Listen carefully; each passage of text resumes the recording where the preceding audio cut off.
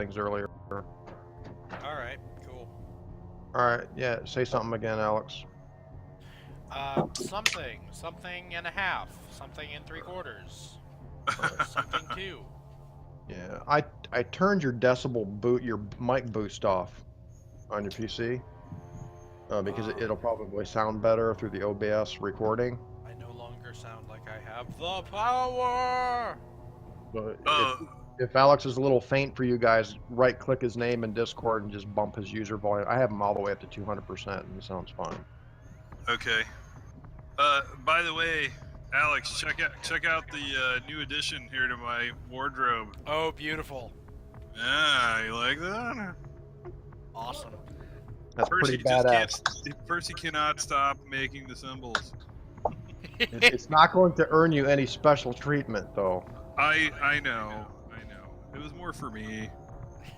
The last couple of games have given me such bad nightmares. I've been making it all over the place. So. I've just been putting them over the family photos on the walls and everything. The family photos on the wall. Yes, Kyle, he's a believer.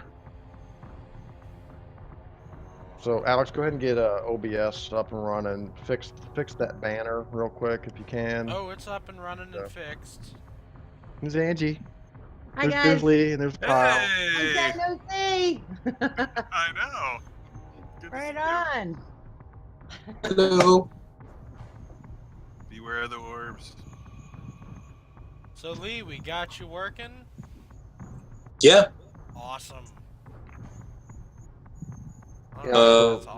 Cam and Lee rolled up a World War I veteran.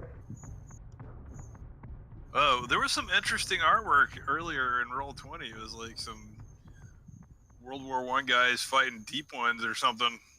Yeah, that's new art. I put up some new art for the character creation. It's a pretty cool picture. It is. Whoa, where'd you find that? I have ways.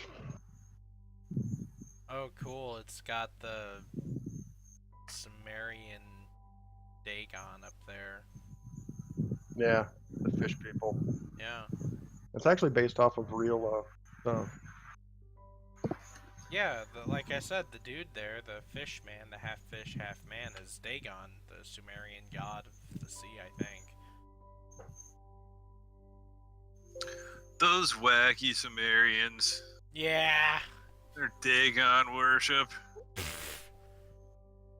None for me, thanks. Oh, thank you. Yeah, that's a cool picture, though. Note the little Tommy gun there. I can tell you one thing. And what's up with this guy? Like, look at that. What's in his hand? He's got like a little handheld harpoon gun or some shit. Oh, he does! He's just got a little baby harpoon. It looks like this situation got way out of hand more than he expected. I just invited them in for tea. Right. And I like how this guy's just on the way out. I like the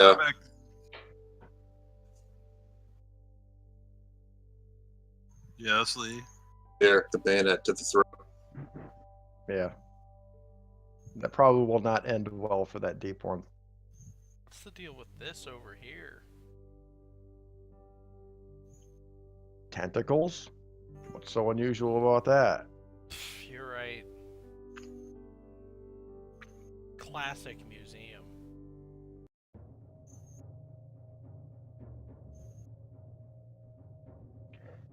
Alright. So I think the only thing I haven't done, Lee, is maybe find you a portrait. But I don't think we really need to worry about that right now. We'll deal with that later. Yeah, we'll deal with that later. Let's take it over to where we left off here.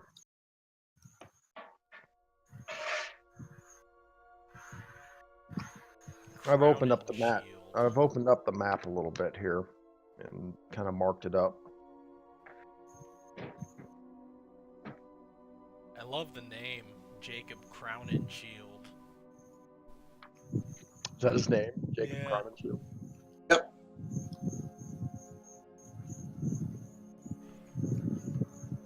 From Boston. Oh, where are you seeing that? It's in his character sheet. It's in his actual character sheet. Yeah, I'll rename it here. Oh. Yeah, you can actually look at other. Ooh, people's soldier character sheets. psychologist. That guy's got it going on.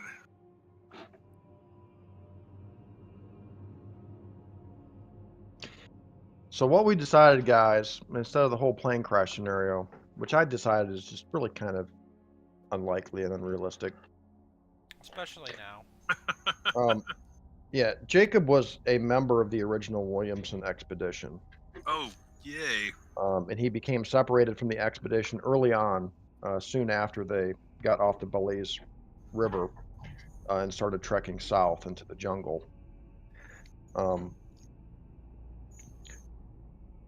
Now, Jacob, you didn't really know Professor Williamson all that well, at least not personally. You were hired essentially to provide security Right.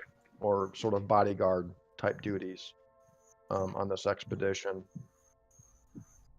But just real quick, let's look at the cast here again.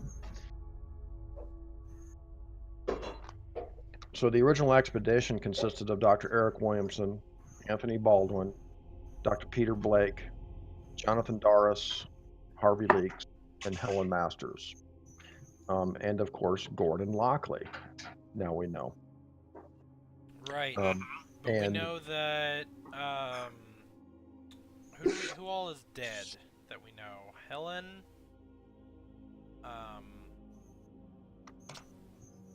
Darius. Darius. Yeah. The two people who followed Baldwin's a skeleton we found last week. Right, Baldwin. and of course, Jacob Crowninshield, bodyguard. Right. I believe last session you guys found Anthony Baldwin's skeleton. Yes. You had earlier found the remains of Jonathan Darris, or at least you found his grave. Right. Um, We found in the very beginning, when we first saw the stone tablet, or we first found those writings about the stone tablet by the first pygmy pyramid. Somebody was dead there too. yes, Who was that? it's one of the graduate students. Or actually, I don't think you were really sure exactly who it was. Oh, okay. So it could be There's- anybody. It could have been Dr. yeah. Peter. There's more or less just a body count at this point. Okay. With almost everyone accounted for, except Crowninshield, Williamson and himself. Williamson himself. And to a lesser extent, Gordon Lockley. Yeah. We don't know where he went. Gordon exactly. Lockley. There's only one order left with Gordon Lockley. Shoot on sight. Yeah, pretty much. All right, Alex, are we recording? Yes, we are. Okay. So we left off. Here, let me clear this stuff off of here. We left off with the group down here. Had just found the room full of statues of the androgynous-looking humans, as well as all different types of animal life and stuff like that. And then you guys spotted this immense cyclopean statue poking up out of the jungle to the southwest. That's right. Is that the one with the serpents and the tentacles and? Yeah, that's the Yes. utility god. Oh God, the music comes with it. Jesus. Yes, there she is. The horns and the trouble. Fertility goddess, obviously. Yes, I got that right away. I mean, when I see horns and stuff that looks like frozen ice for a headdress, Yeah, it's fertility goddess. Yeah, me too. Right. So that's what's poking up out of the jungle back there. Now, if you note, and we'll get to you here in a second, Lee. You're with us, right? I am. Okay. We'll get to you here in a second. Now, notice if you look at the map, I kind of marked the rooms that you guys have investigated. Yes, thank There's you. the platform, the face, the history rooms, the altars, frescoes, junction, the nightmare room, the well room, which is pretty much left alone.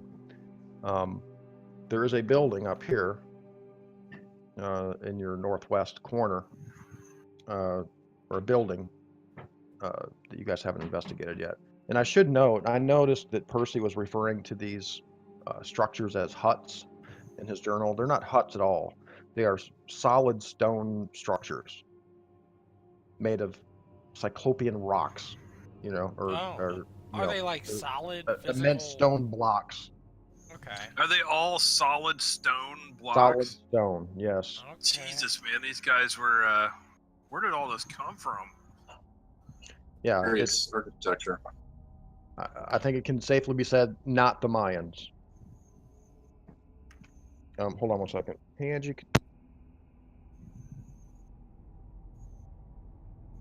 This must have been one gall-darn mountain. Yeah?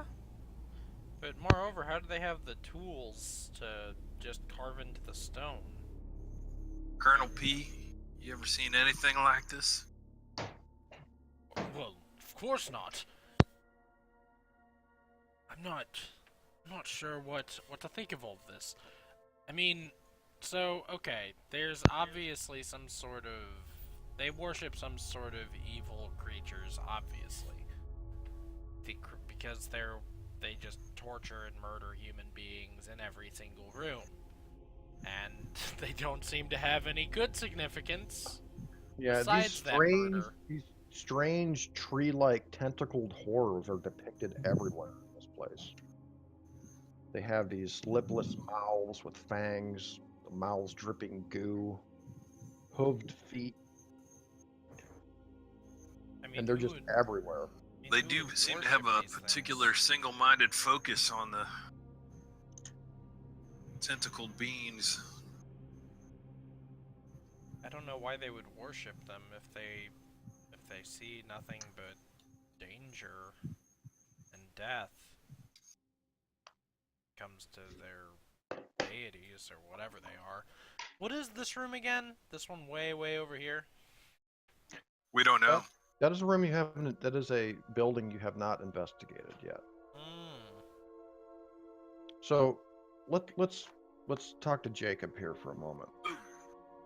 So Jacob, you accompanied the Williamson expedition and all of its members for roughly 2 days after you left the Belize River and heading south. And Williamson was the first place he expected to find was this place he called Lost Calcamal. It was a Mayan-type ruin that he was looking for, and he believed that this place would help lead the expedition to Bendal, Dolum, which is the goal of the expedition itself, was to find this place.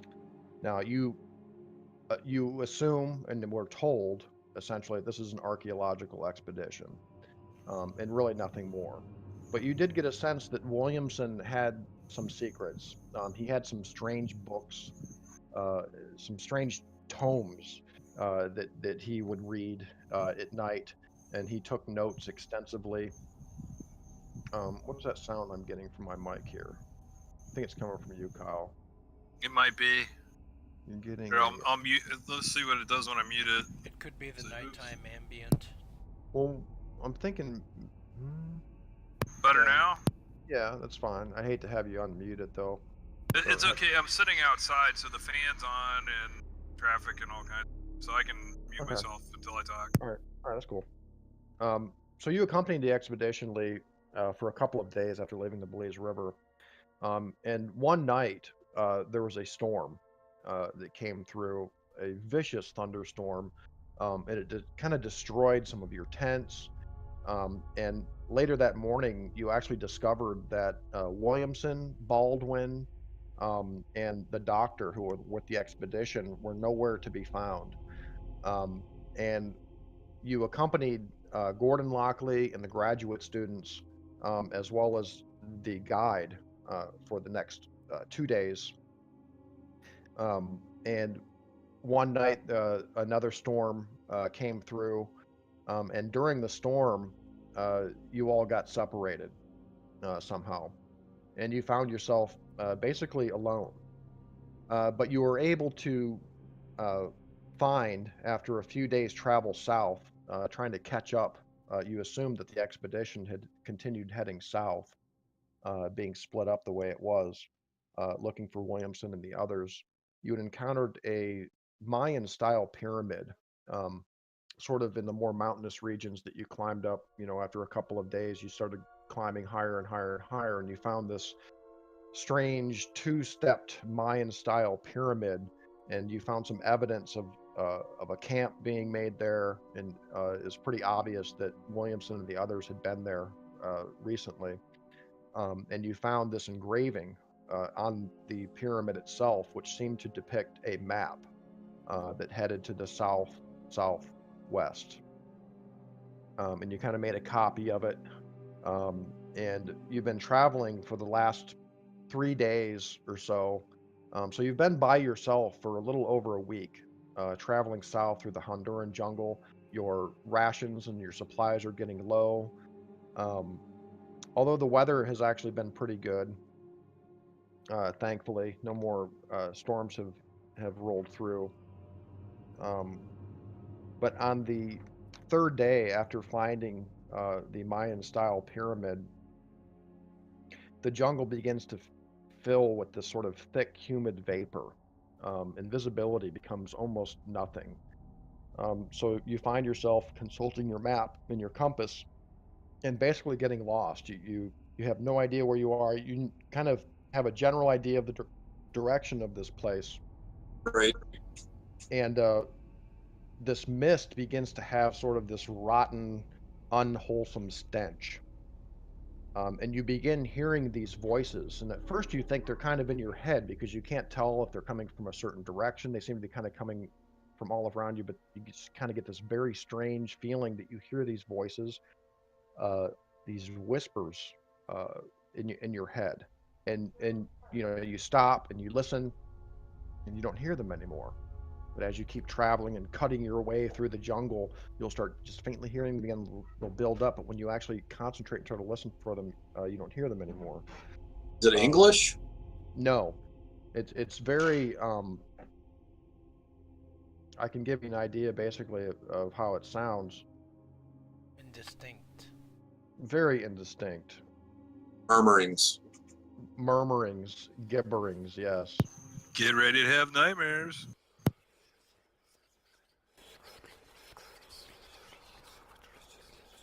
Unsettling. Very. Better than gibbering, mumbling, disembodied voices in the middle of a stinking, fetid swamp to make you feel good. Indeed. Right. Yeah, after a week of traipsing through all alone, half starved. I mean, it's endearing. Fortunately, I still have some scotch left in one of my canteens. Fortunately, All yes. right, man. That's probably not going to make this go away, but maybe go better. Towards the evening of the third day, traveling through this mist, below you, the mist kind of parts, and you seem to be standing sort of on this ridge, looking down into this valley.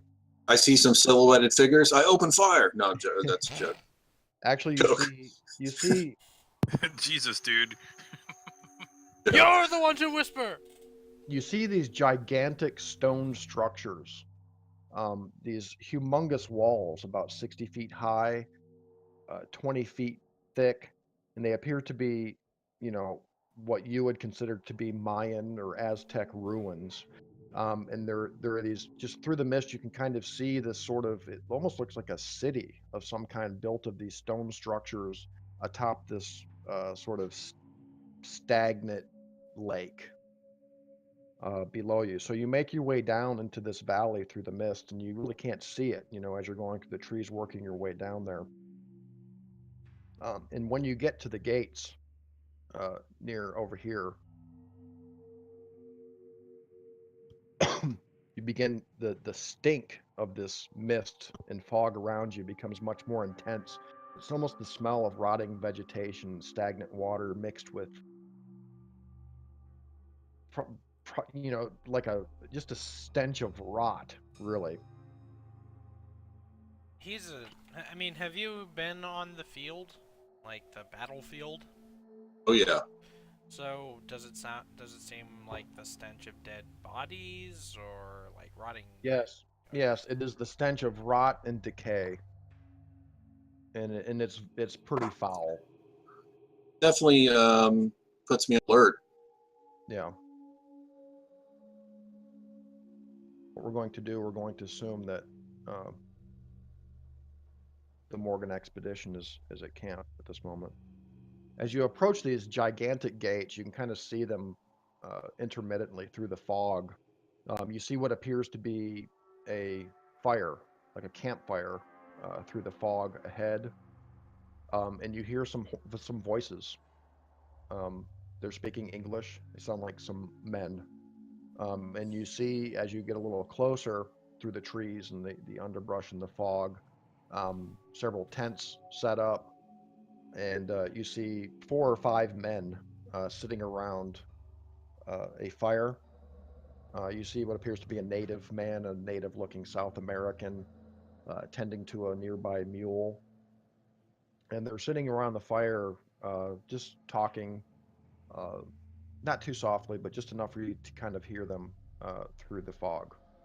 And Fire the I should point out, Lee, that Jacob's been traveling through the jungle by himself for more than a week.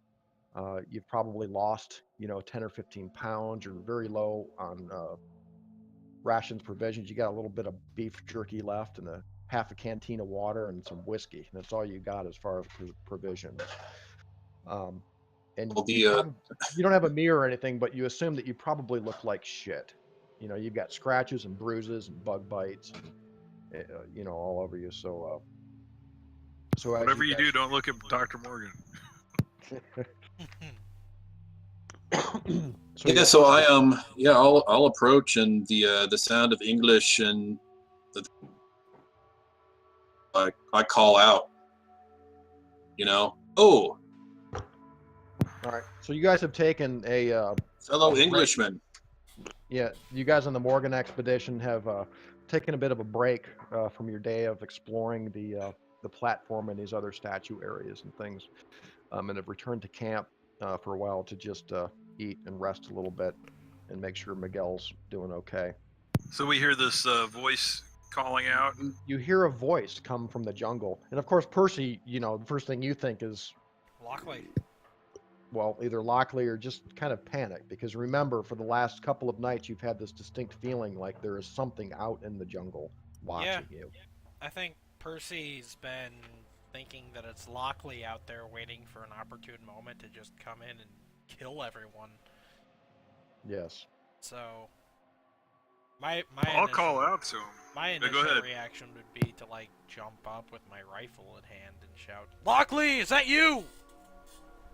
You see a silhouetted figure of a man approaching out of the mist. Who goes there? Lee, you want to give just a basic description of yourself? Yeah. Say it's Jacob Crowninshield. He sounds American. All right. Well, What I say? mean, I'm an American. I'm American.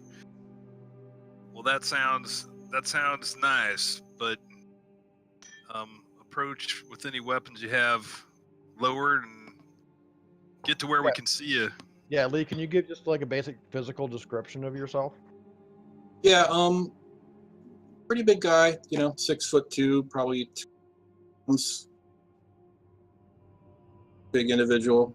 I'll sling my bar across my back. Okay. 45's at my side. Just pretty much military jungle gear. Look pretty rough. Yeah. Shaved in a week. Bug bites, the whole. But Yeah, and Browning actually, automatic. as he gets a little closer and comes out of the mist, everybody there recognizes him. It's Jacob Cronenshield from the Williamson expedition. Saying there, he looks a little thin and worse for wear, but it's definitely him. I And can't believe I found you guys out here for freaking 10 days. yeah, What happened to you? What? You're the first living soul we've seen from that last party. The only other ones we've seen, and I don't need to shock you, mister, but they've all been skeleton or skulls. How'd you survive? Well, I've been through a lot. I'm a survivor. Says this West Virginia drawled man with acid burns on his face slightly. Yeah. Yeah, well, I tell him exactly what happened with the storms and how I was separated. You know, left to my own devices, and I've just been cutting jungle. You know, trying to get to this point. I thought the survivors, who apparently there aren't any. You know. Well, we don't know that yet, but it's not looking good so far. That's for sure. How'd you get separated from him now? Tell us your story, boy. Yeah, so I do. I tell him the story about the crazy storm and the first incident, and then the second time when I separated. Yeah, essentially the story is as soon as they left the Belize River, almost immediately, things just started getting crazy, and the expedition got separated. Williamson and Baldwin and Dr. What's his name were separated from the expedition the first night that they left the river. And subsequently, after the following 2 days, the rest of the expedition just kind of got split up in this really bad storm. And Dr. Morgan, who is the head of the Morgan expedition, he kind of expresses his disappointment in in finding out that that Cronenshield really has no information as to what happened. You know, he says something like, actually, he doesn't. He kind of mutters something. He's kind of muttering to himself, but he does. You know, he expresses some disappointment as to, you know, what exactly happened. And you know, actually, Lee, Dr. Morgan explains to you everything that's kind of happened up until now. How they had to deal with this Gordon Lockley fellow, who you recognize immediately. You knew Lockley. He was part of the Williamson expedition originally. And you're a little shocked, actually, to find out that Lockley had some sort of ulterior motives and kind of basically admitted to leaving the Williamson expedition, and how the Morgan expedition, the people here kind of feel like he may have had something to do with the chaos that ensued after you became separated from the expedition. Apparently, Lockley is not a good fellow. He's done some questionable shit. Duly noted. Yeah, he's more of a. If we see him again, I wouldn't take too kindly to see him again. That's all I'll say. Yeah. Is this a shoot on sight kind of thing? I wouldn't be opposed to that outcome. Would you like a smoke and something to drink and eat? I God, don't yes. know where our manners are. All the above. Yeah. Well, like Miguel can put some of his mule rub on you too. Keeps the bugs off. I kind of keep my eye out in the fog, and I our newcomer kind of warily. Yeah. You recognize the reason why you two would recognize them, Eusephus and Percy, were just basically from photographs. Sure. Information that Morgan had given you in Belize when you arrived. You don't know the man. You've never met him. but he's obviously the same guy. So you didn't You're see Lucky at all? veterans. Dr. Oh. Dr. Franklin, you should come, give him the once over. Yeah. Give him what for? Anybody in the party served during World War One? Maybe Yusufus. No, I served wait. in the Shoot, I in the Philippine American War in 1899, 1902. What am I as a talking merchant about? marine. Yeah, no, Percy. Oh, did okay. serve. Well, you're a veteran then. You're military Yeah. experience. Okay. Well, that's my exit from the military was well, let's just say they were ready for me to leave by the time I left.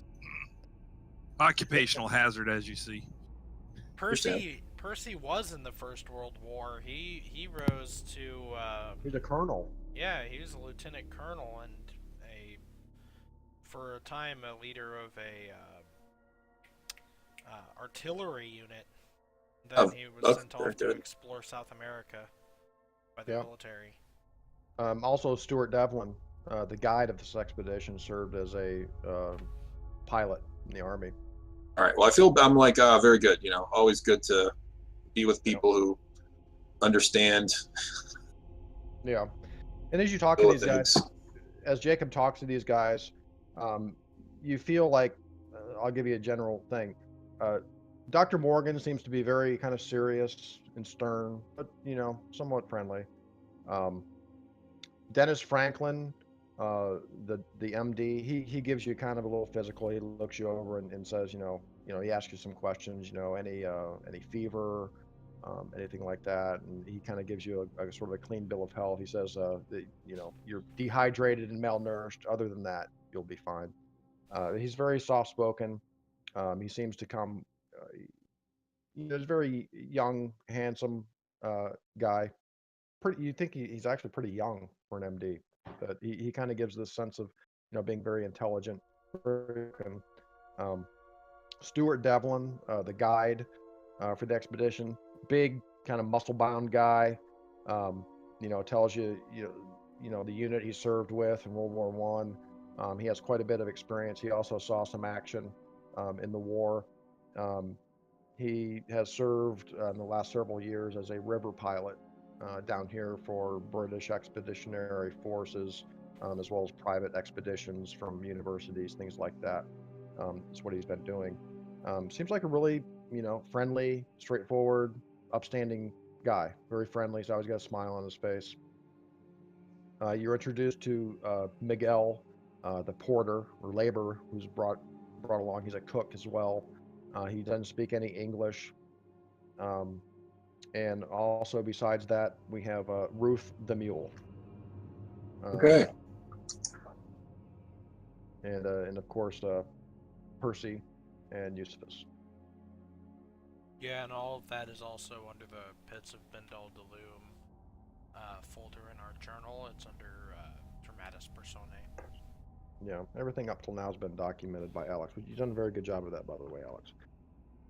I've been trying. Well, I'm absolutely relieved to find these guys, because I didn't even know if I was going to find anybody, dude. Yeah. Totally out here by myself. I very possibly had patients. So I'm super happy to see these guys. Yeah, Jacob, you were quite certain that after a couple more days, you probably would have died out here. There's just no denying that. So indeed, you are quite relieved, quite happy. Until perhaps they start telling you more of the stranger, weirder goings on that have been happening the last couple of days since you guys have found this strange ruin out in the middle of the jungle. Notably, of course, the camp is nearby the gate. Are these massive statues that sit on these pedestals up on each end of this wall.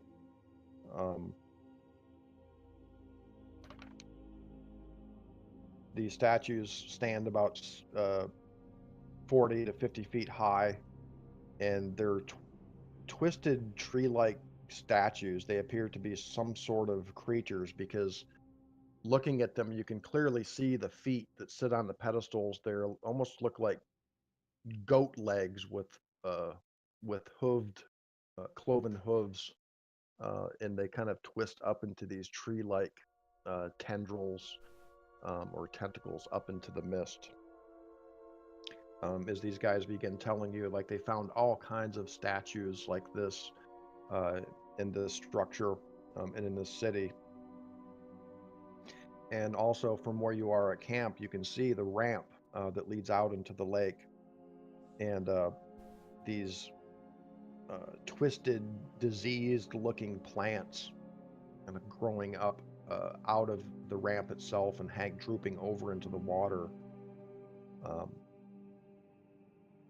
And there's this perpetual, just sort of humid mist everywhere. You really can't see, any more than 60 or 80 feet in any direction. And of course, to your back is the jungle. And they tell you about these voices that they've heard, particularly in these junction areas. They have found these junctions that connect some of these stone buildings. And they tell you that when they enter these buildings, these almost overwhelming whispers coming from what seems to be the stone itself, these strange whispers saying things. Say, yeah, I noticed that when I was traveling here, the last little part of my journey, there was some crazy disembodied gibbering. Yeah, and if it weren't for that, you would probably think these guys are crazy in what they're telling you. You think, you know what, these guys have been out here a little bit too long. But you've heard some of this yourself, so you really don't know what to think. They do look like they've been through quite a lot. Percy, in particular, is quite badly uh, injured. He appears to have what appear to be like acidic burns on his face, his arms. He's bandaged up. And a handprint on his face. Yeah, the wounds appear to be fairly fresh. Well, if you think that's weird, Mr. Crown and Shield, just wait till you get up here and see these carvings and reliefs. Those voices are just the start. The dreams. Nightmares. Yeah. Okay, gee, all right. Now you have me a little concerned. There's this kind of crazy look in Eusebius's eyes as he's telling you this. My only advice is to not uncover the well to the south. Amen to that, Brother Colonel. And I point out to the building that contains the well. And I, gesture widely at my face. All of this is from a creature in the well. A creature! There's a creature in the well! Dr. Morgan's like, Percy, calm down. Doctor? Were you attacked by something? Yes, it was this acid, this cloud, this vapor. It seemed so alive. It attacked me, and I began to melt. It came from the well, and I believe that there's another one in the well over there. And that's where that snake Gordon Lockley showed his real colors. And that's also where Devlin showed his and helped me save the Colonel's life. We put that damn stone back on the well and stopped it. Kyle, I think your mic has improved. You can probably leave that on. Okay. And over yon is a large face, and embedded into this strange monument. We're still not sure quite what it is. But if you go to the face, you'll hear something in there. I think there might be some body or something behind and inside. We don't know how to get in yet. Yes, Morgan has actually made a sketch drawing of it. You can click on that picture. It'll sort of blow up on your screen if you want to take a closer I'm a look. little shocked because I do have some pretty okay education, and I don't recognize that as being any kind of Aztec iconography I've seen. No, Morgan says it's quite clear, Mr. Crownshield. that none of these ruins are of Mayan origin. That's for sure. But the time frame Well, make a lot of that's part of what's strange. This place doesn't seem to have been built in any, uh, ancient era that we know of where the Mayans lived here. It seems to be quite new, in fact. At first, I thought that perhaps these were the remnants of some uh, unknown pre-Columbian civilization, but I'm not inclined to believe that anymore. This is just something very strange that I that it I'm going how new. I'm going to have to consult my New. my colleagues back in the States. What do you mean? How new?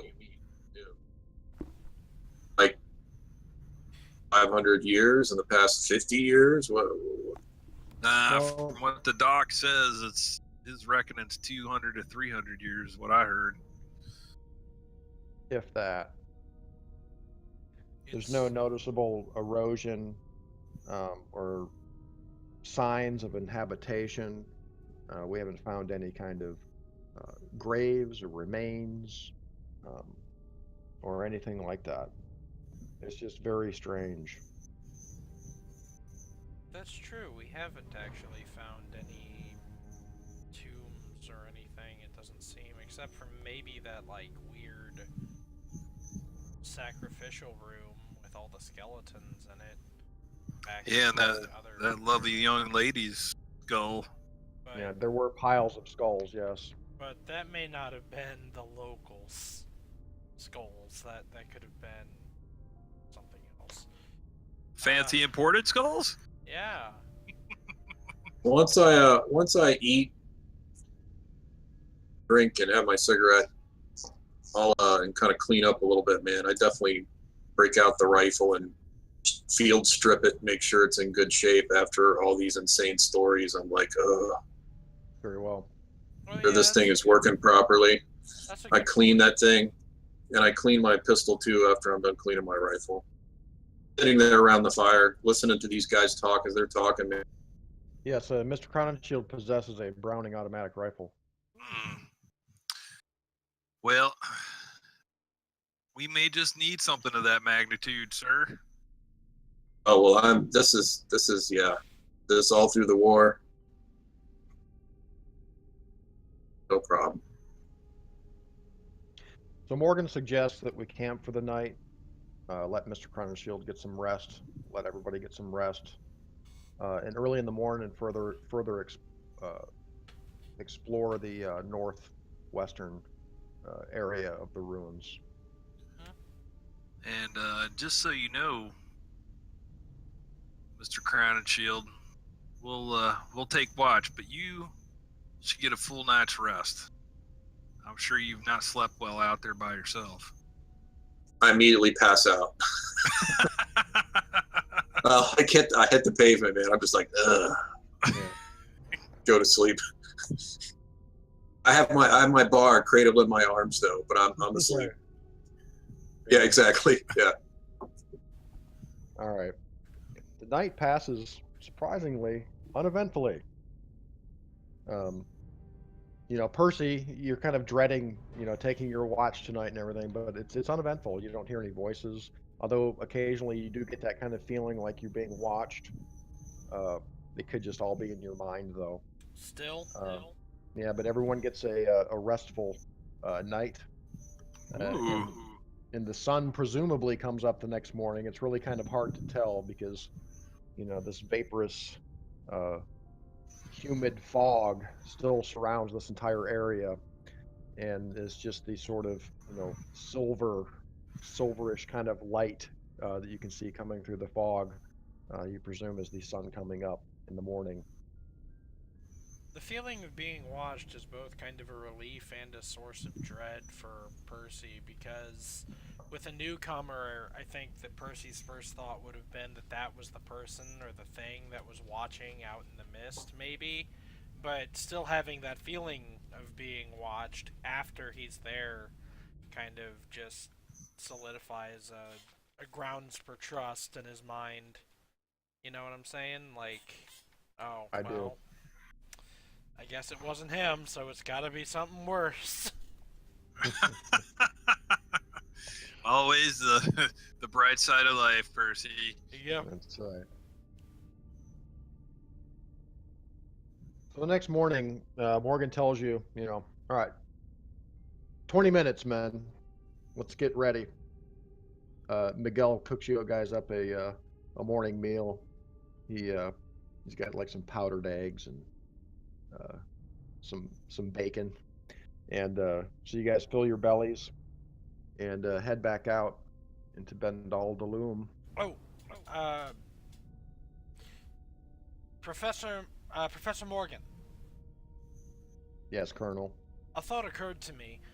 What if we set up some sort of tripod or something and set the amulet on the platform facing that face, so that just in case there is a specific time of day that the light should shine on the platform or the amulet to make some sort of entrance into this monument, we might be able to get in.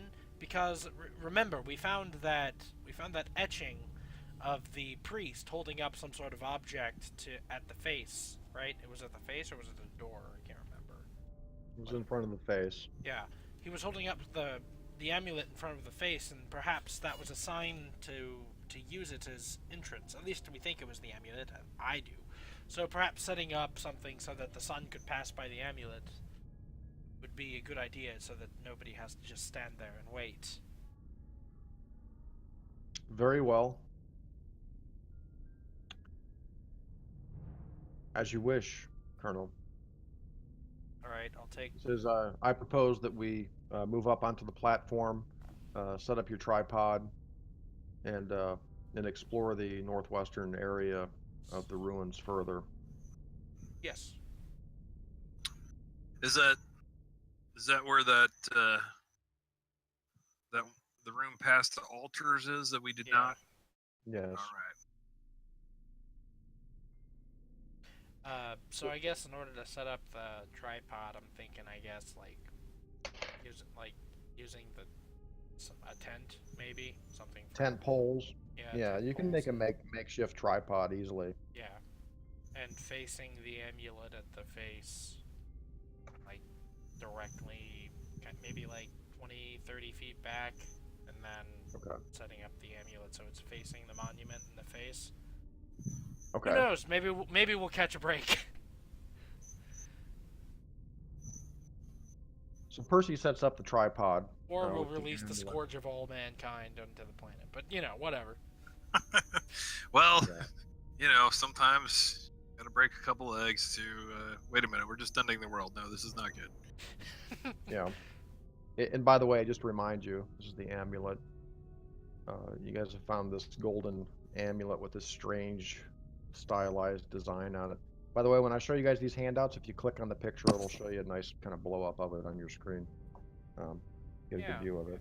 Oh, that's cool. Yeah. So after Percy sets up his tripod, you move to the north stairway leading down below the platform. It goes down about 10 feet. So all of the pathways, the walkways, and the buildings, and the entrances to the buildings are generally about 10 feet below the platform. And you enter the altar room. And again, along the interior walls of the building, there's a series of low altars. Each of the altars is built beneath a sculpture of one of these tree monsters that's cut into the stone of the wall.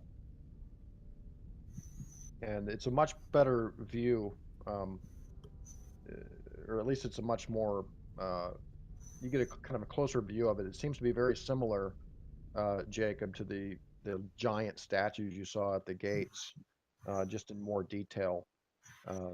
They have these ropey tendrils that kind of come up out of its waist, and in the main body of this thing are these lipless mouths with goo.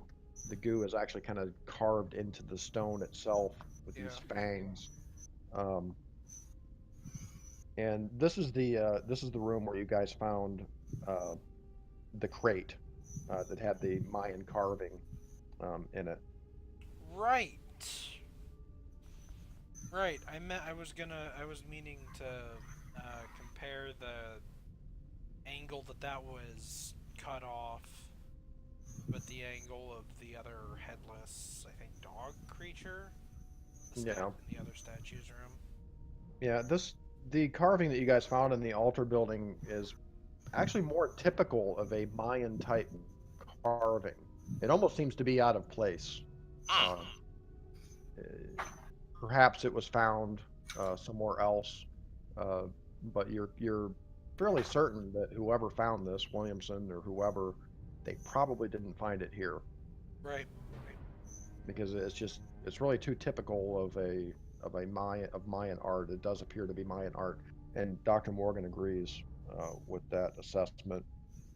Right. Moving up the platform here, up to this smaller stone building, this sort of acrid odor emits from the opening of this building. Uh, it's it's almost like breathing in like wood smoke almost, but there's no apparent smoke except for the mist. But there's some very strange kind of smell coming out of the opening to this chamber. And around the opening, you can see this dripping blackish brownish slime covering the inside walls and the portal of this building. There are no like stones or pebbles nearby. No, not in this area. Okay, I'm gonna grab like a piece of jerky from my body. Hey, hold on one second.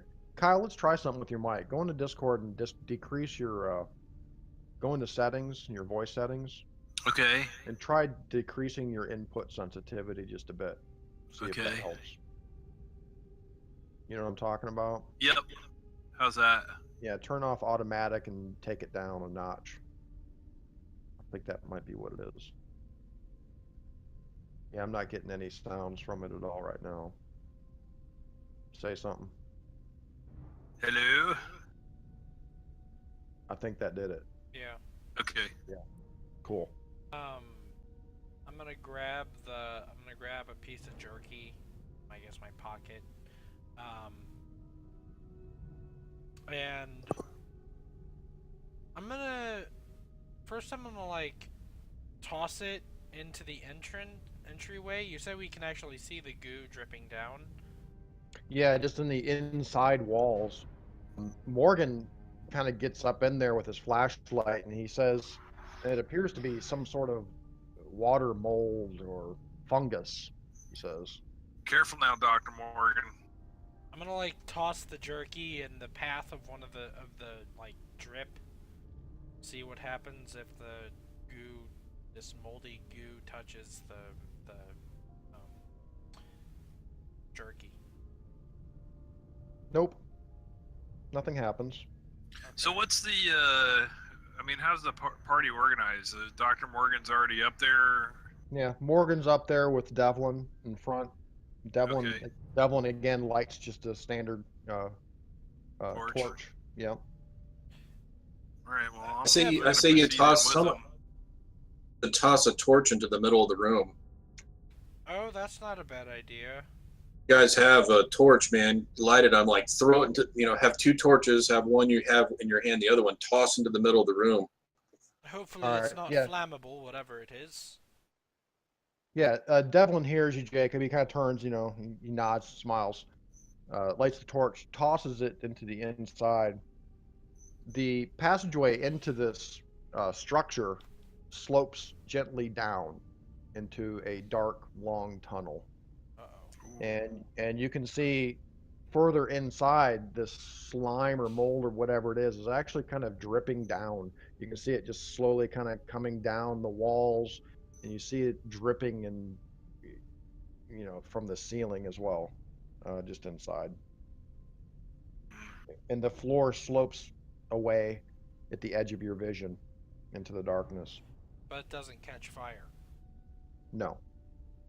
Okay. How much of this stuff is there on the floor? Thin coating. Okay. It also seems to be, when it hits the floor, you can see it sort of flowing downwards with the slope very slowly. Just a very thin layer. I'm going to take a risk, and I am going to touch this weird goo, like on the floor. Mm-hmm. Make sure it's not like a contact poison by method. And then smell it? What does it smell like? And that was probably the most dangerous thing you could have done. Hang on one second. Let me look up the rules for anti-nostril poisons.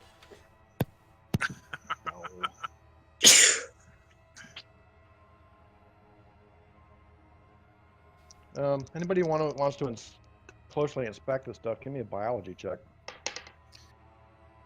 Biology check? A list of goos not to sniff. At any rate, you have a 0-1. So give it a shot. Woo! I got almost 100. Well, if you were gonna... So what you can do, Lee, with your open character sheet, just click the 20-sided die icon next to the biology skill. There is a biology skill on there, isn't there? Yes. Yes. Yeah, if you click that little button there, it should roll the dice for you. And you said that all 0-0 skills are actually 1% chances? 0-1s, yeah, you guys should change those on your sheets at some point. Anything that says 0-0 should be 0-1. Oh, Lee, your first roll of the game is hilarious. I have no idea what it is. Who's laughing now? You got a 69. I was just thinking the other day if I could go back and pick my sports numbers again, I would always pick 69 because it's hilarious. You can see you can see your okay, rolls everybody in the chat log. Oh, maybe he needs to enable the in his settings to see the dice too. The virtual dice. Yeah. No, I think he sees his dice. Don't I you? see the dice. Oh yeah. Oh, okay, Oh, good. hey, do me a favor though, Lee. Your color on your avatar down at the bottom of the screen, if you click on your color, because both you and Alex are green, it would be better if you were a different color than green. I can or- change from slimy green to... Yeah, perfect. That way it kind of helps me know who's rolling. Like I know that Kyle's light blue, Alex is green, and Lee is dark blue. Okay, yeah. That affects the color of your dice as well. So Dr. Morgan's really the only one that has any sense of what this is. He says that it appears to be some sort of water mold or slimy goo having to do with algae or something. I'm not familiar exactly with it, but it looks natural, he says.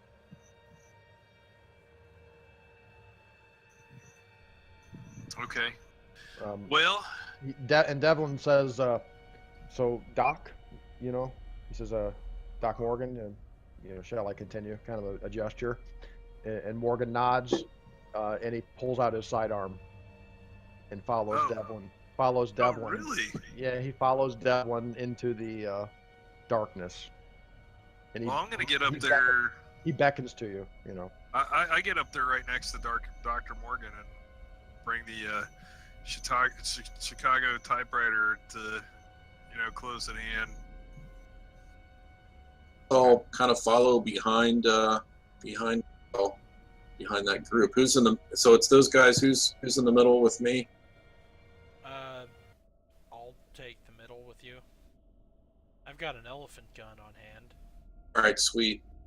I mean, if things get hairy, I'm gonna dive to the floor and let you guys open up. Yeah, the elephant gun in the bar in the back. Yeah. But the other thing is, like, in this confined space, we're all gonna be deef. Dr. Franklin is also in the rear.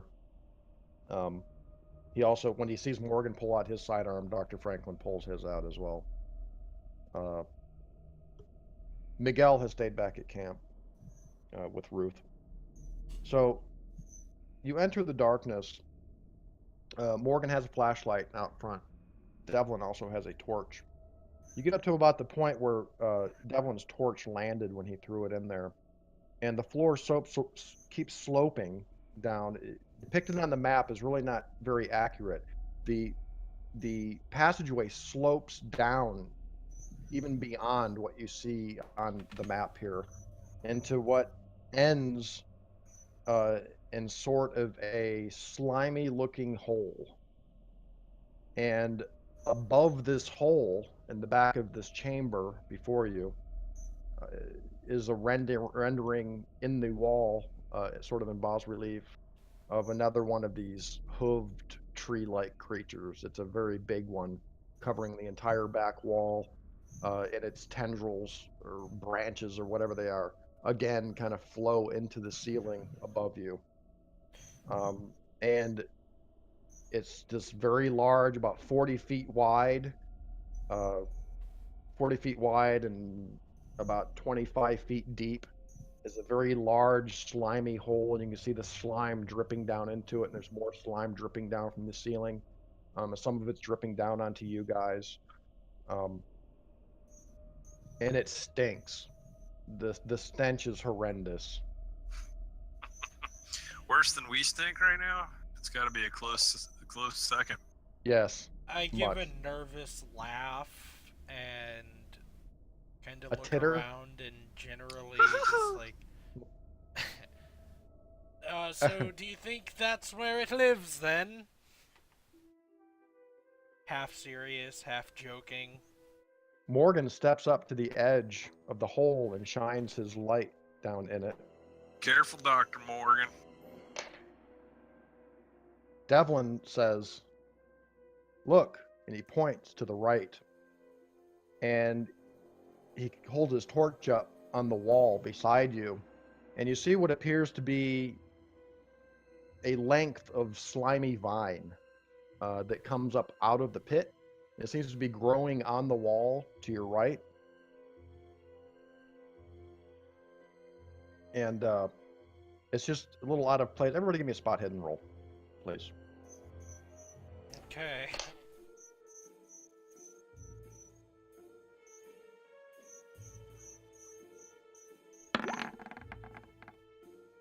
Yay, I made it. Excellent. I failed it. I guess I'm too busy looking at the giant carving. You're remembering that funny monkey and that guy with the yellow brimmed hat again. Our new symbol of the mythos, Curious George. Yeah, anytime Oh. somebody's like distracted. Lee, one more thing you can do. Oh, well, actually, hold on a second. I need to assign your character sheet for that to work. Go ahead and roll for Jacob as well. It's a spot hidden check. This one looks like Curious George.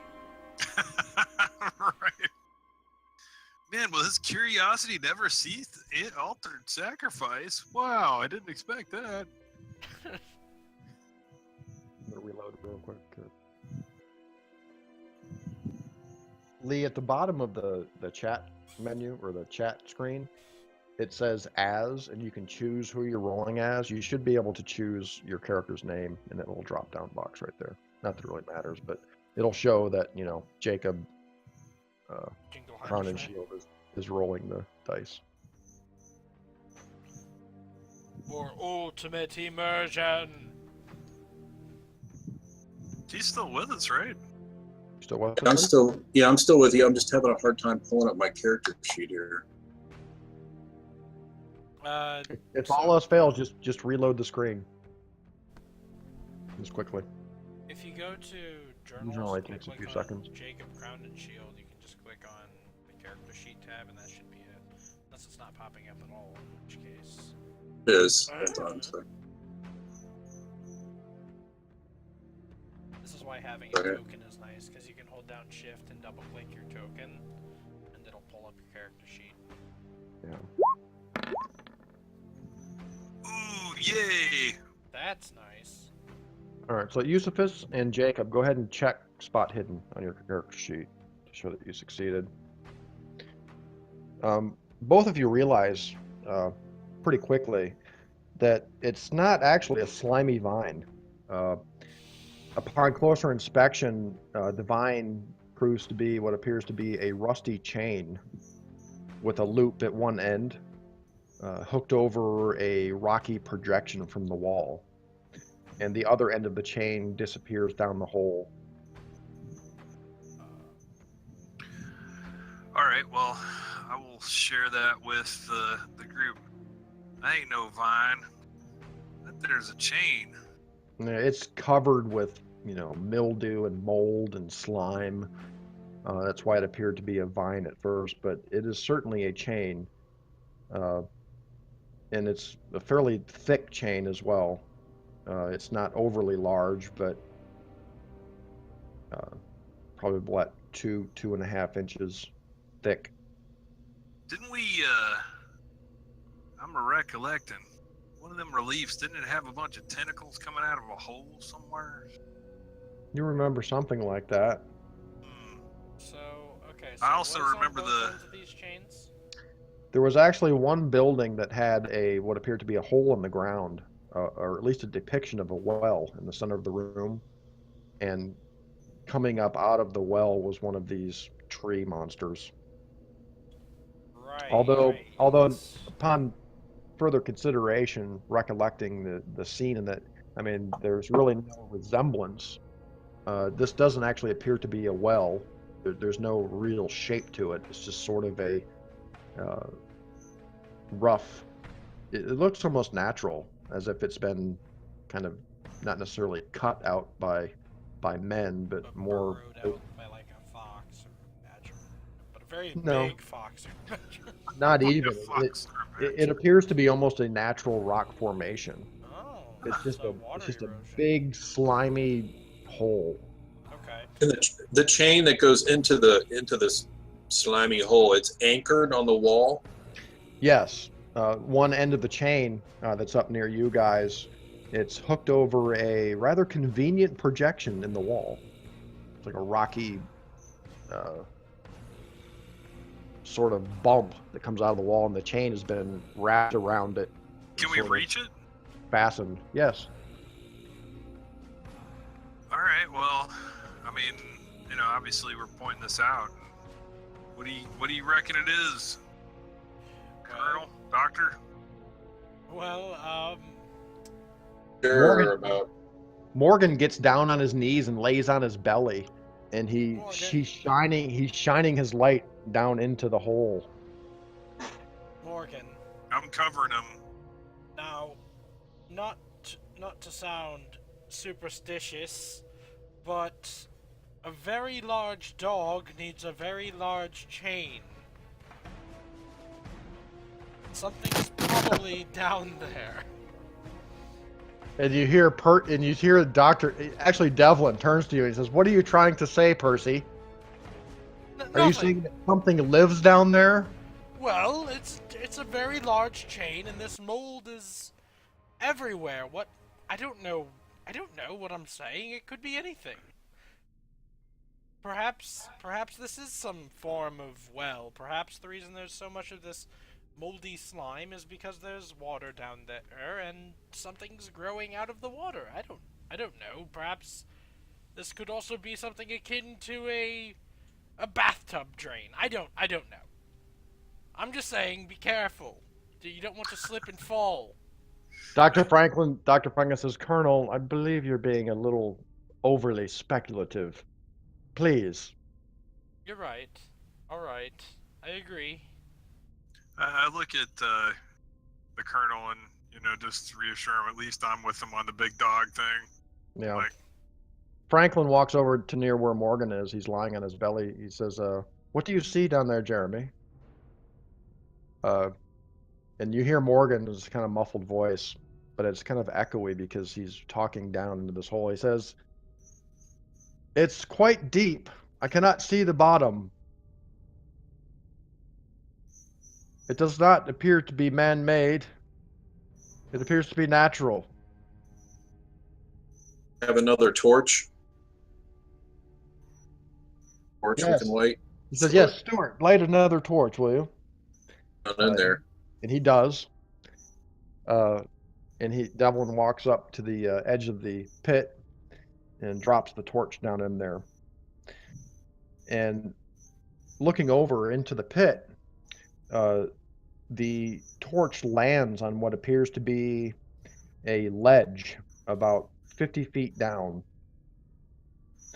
The pit continues beyond the ledge. The ledge juts out roughly 5 to 6 feet, sort of a rough ledge going around the inner edge of the pit, jutting about 5 or 6 feet out from the edge, and the pit continues beyond that.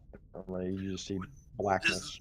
Is the pit going straight down, or is it starting to head towards the structure? It's straight down. The pit's going straight down into the ground. Morgan stands up, and he says, "Perhaps we should see if there's anything at the other end of this chain." He's shining his light on it. Do you want to pull it up? I mean, I'll help Devlin pull it. Okay. That's what we want to do. You do. It's quite heavy, actually. Just the two of you are having some trouble. Although it is giving way, you're able to begin pulling it up. And Morgan, again, is kind of down crouched on the edge of the pit. And he says, "There is something attached to the other end. Keep pulling."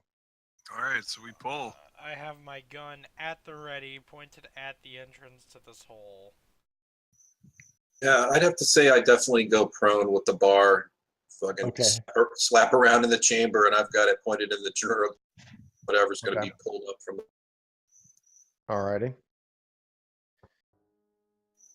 Out of the slimy hole, attached to the other end of the chain, you pull out what appears to be a large, watertight chest made of metal and wrapped in rotten burlap. I knew it was going to be a treasure chest. I almost said it, but it was more of a joke. I can't believe it's a chest, actually. It's quite large. It's about 4 feet long, 3 feet wide. And as I said, it's made of metal and it's wrapped in this sort of rotten, slimy burlap. And the chest is held closed by what appears to be a very simplistic, rudimentary lever. All right, well, you can see the end of the lever you can see the end of the lever poking up through the rotten burlap. Uh-oh. Okay. Well, does someone have a machete that can kind of clear off the rotten burlap of this thing? Sure. I cleared off. Yeah, it's pretty much falling off as it is. It's very rotten and water soaked and slime soaked. Comes off quite easily. The chest appears to be made of iron. Like, are we talking military issue iron, or are we talking like some sort of ornate metal chest? It appears to be the type of chest you would travel with. Okay. Pretty heavy duty. Okay. Possibly, actually, Morgan says, he says, "Note the markings, made in America." This probably belonged to the Williamson expedition. It's very similar to the types of chests we have. Why would they have put a chain? Do I recognize it? It appears to be sort of a modern type chest that you would use to travel as luggage, but also it's quite common for overland expeditions, to use these types of chests, mainly because they're fashioned to be watertight and very durable. Yeah, we found in my head. I think I wonder if Williamson could be fit in there. Yes, he could. Yeah, that's what I think. But it is of modern design. It's not an ancient Mayan chest or anything. Yeah. And as I said, it seems to be held closed by a rudimentary lever. Well, sort of like a latch. seeing as how this this is one of this has got to be from our friends from the prior, you know. I Want just to don't, drag it out? Do you want to Let's, drag it out of here before we open it? I just don't understand why he would have chained it to the wall. Definitely someone trying to hide something or keep something hidden or safe. But here, Weird. well, we found similar Morgan boxes. seems quite perplexed as to the reason why this chest is here.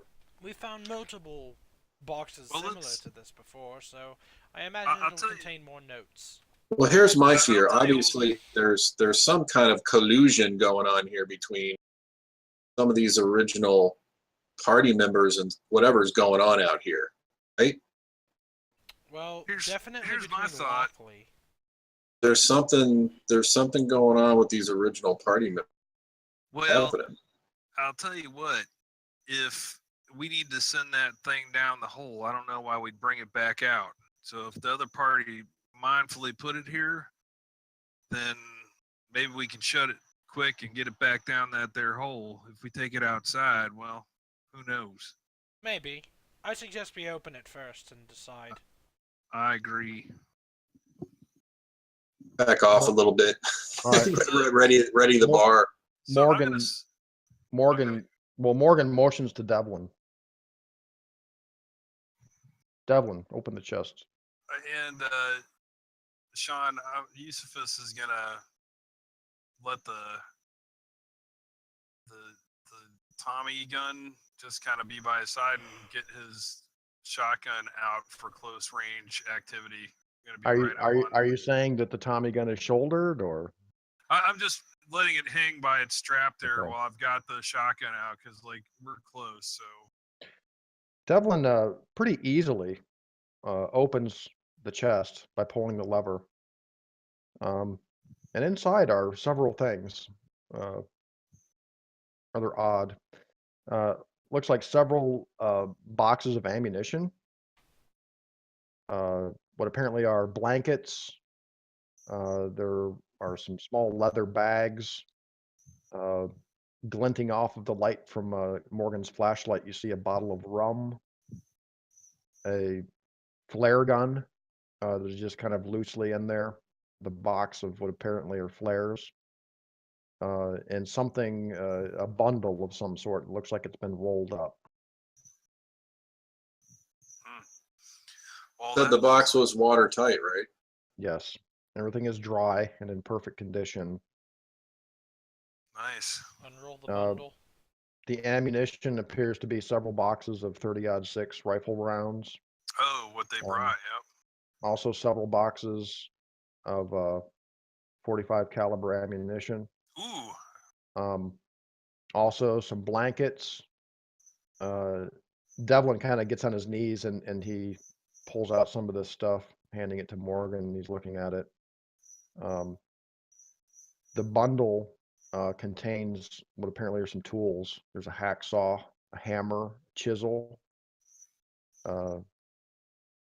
He, out of a small burlap bag that was within the bundle, he pulls out what is apparently a stone dog's head, apparently sawn off a statue.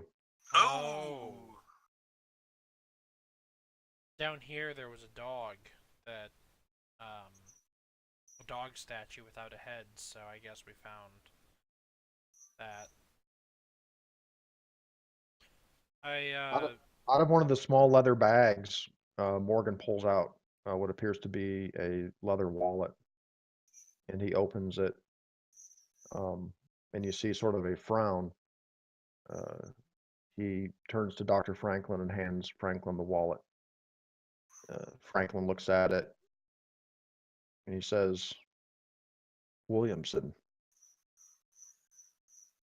And he shows you Percy. You're standing next to him. He hands you the wallet. It appears to be Williamson's wallet. It's got his initials kind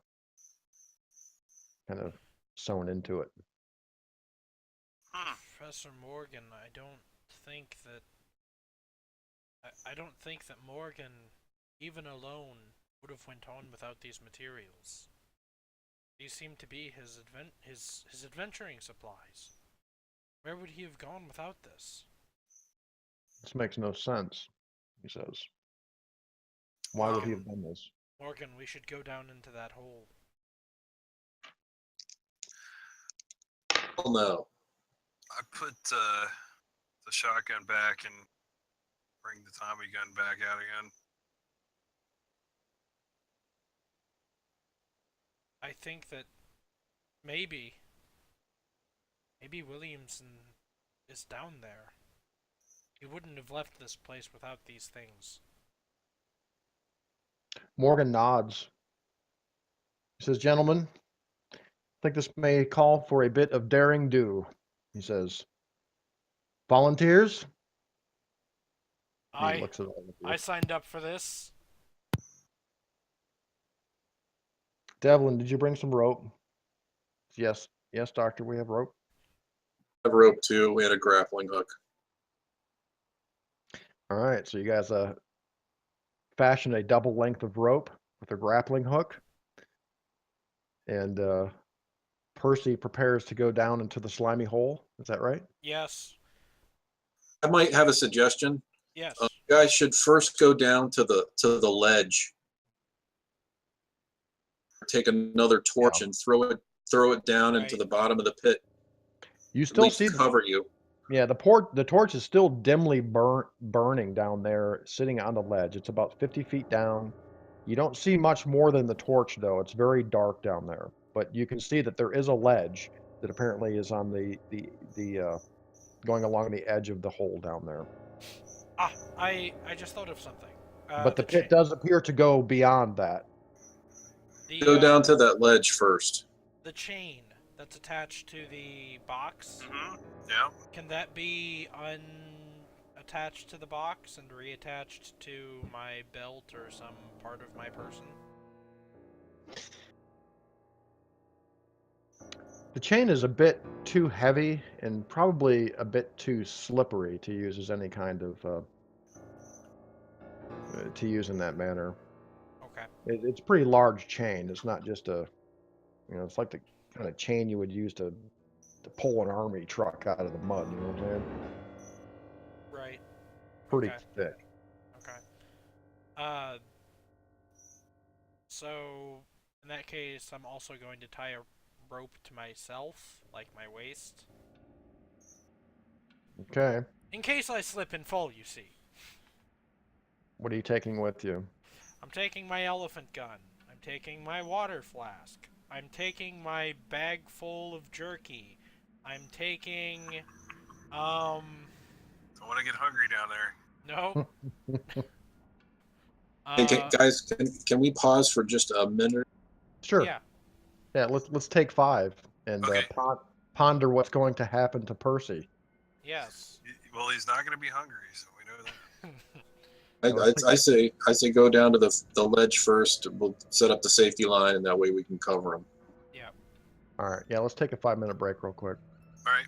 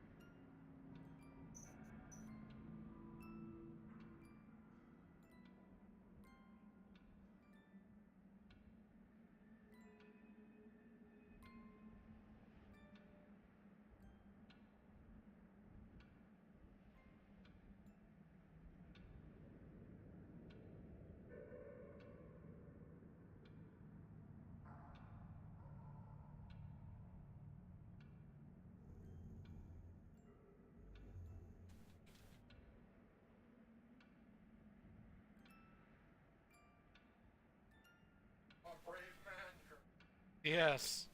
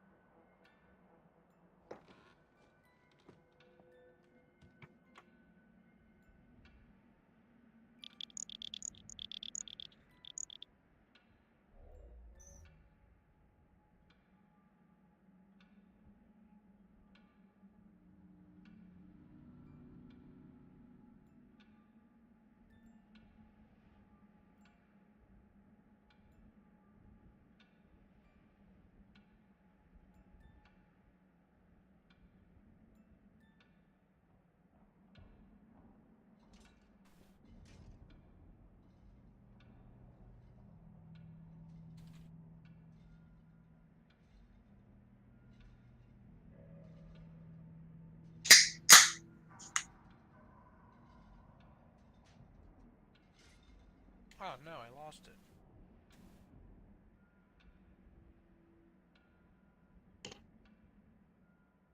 It's there. I see the text. Oh.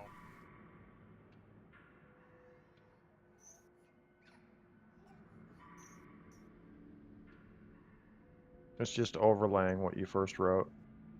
Oh, you can get rid. I mean, it did the longer thing, obviously. Yeah, Oh, this one. did you just delete it?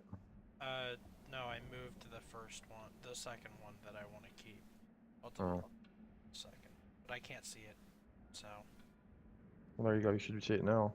no, no. Shoot, dude, you just got rid of the one that I wanted, the long one. I didn't do that. Oh, wait, no, I can't see it. Still. Oh, okay. I know what it is. What the hell are you all talking about? I don't know. Apparently he wrote the last known inventory of Percy Fawcett. Sounds like the name of an H.P. Lovecraft story. Could be, yeah. There we go.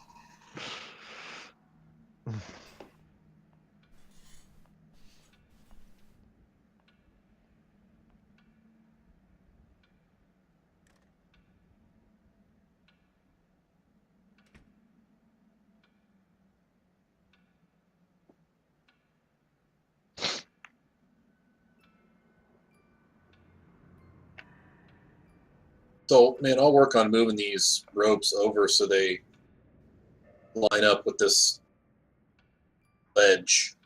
Yeah, they're pretty thick ropes. They're very well made.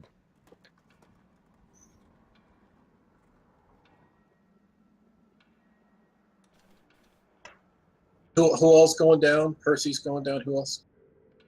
Morgan. No, Percy volunteered. Nobody else really did. Else volunteered. Go down there by himself. I guess. That doesn't sound good. Mostly empty canister of Mr. Marvel's most majestic mustache hair wax. Interesting.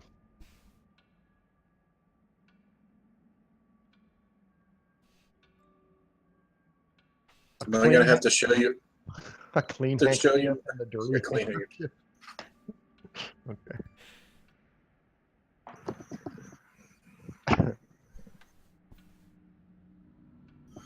Oh, Yo. before I go down, I'm going to entrust. I'm going to entrust my dear friend Eusephus with my adventurer's log. Yes. Yes. The personal adventure log of Lieutenant Colonel Percy Fawcett. All right. So you guys begin to lower Colonel Fawcett down into the hole. Again, the stench is almost overwhelming down here, Percy. You can't help but just kind of gag a little bit as they lower you down. As the light of the torch below you gets closer and closer, indeed, you see this ledge sort of rings around the shaft below you. And as you approach the ledge, you see sitting on the ledge on the opposite side of where you're being lowered down.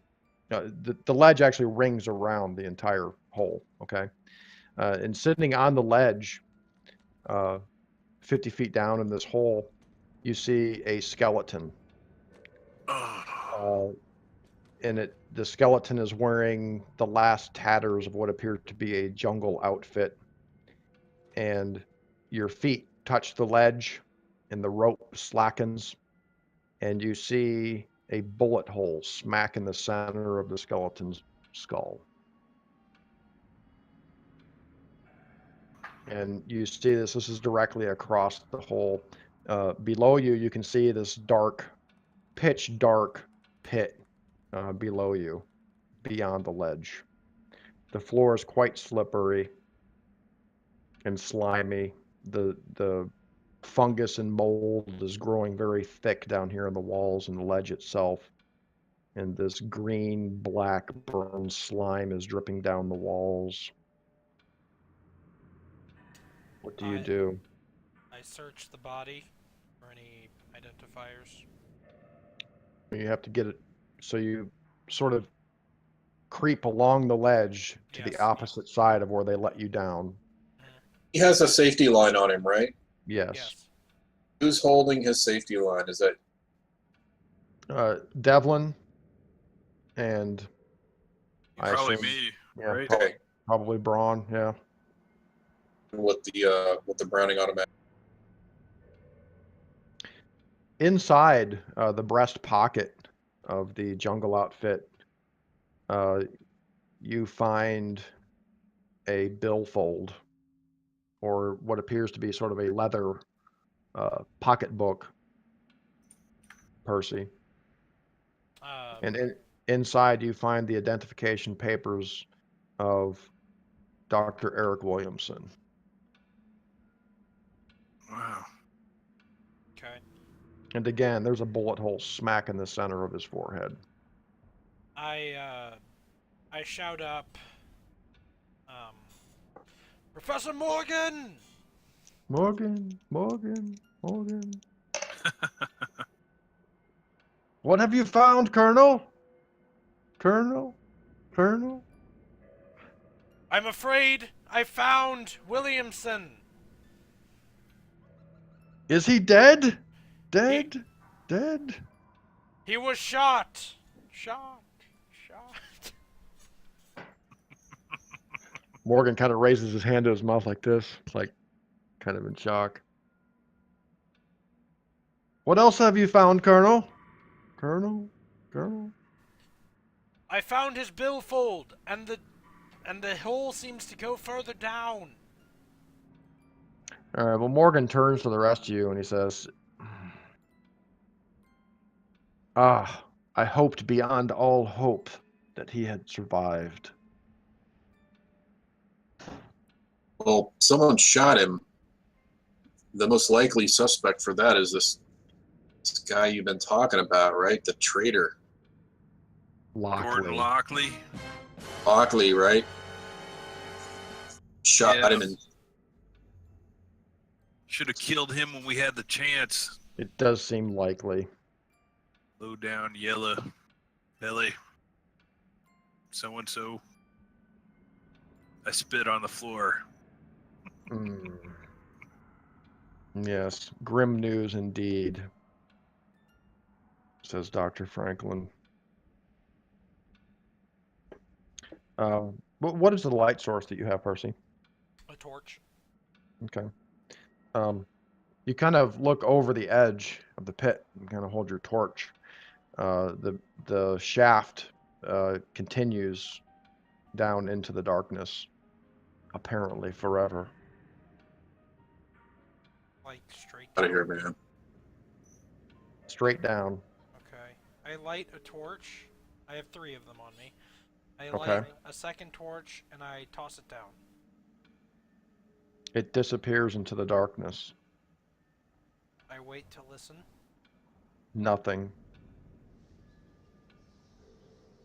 Still nothing.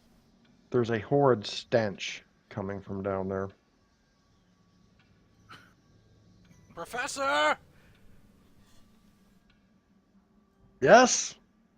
It seems that this is a great hole. It goes straight down. It's like a sheer cliff.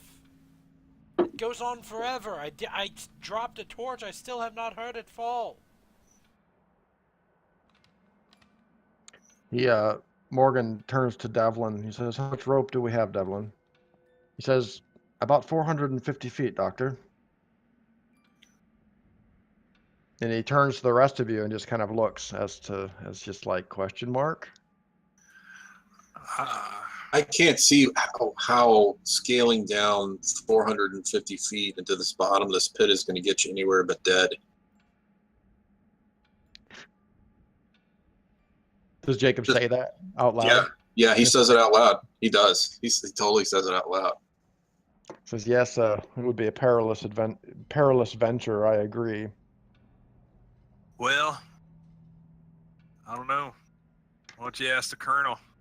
He ain't afraid of no danger, that's for sure. Very faintly, while you hear waiting for a reply, Percy, you begin hearing this sort of chittering sound coming from the distance below. It's very faint. So at that exact moment that I hear it, Professor! What is it, Coming Colonel? up! All right. Morgan's like, pull him up, pull him up. But we all get behind that, man. All right.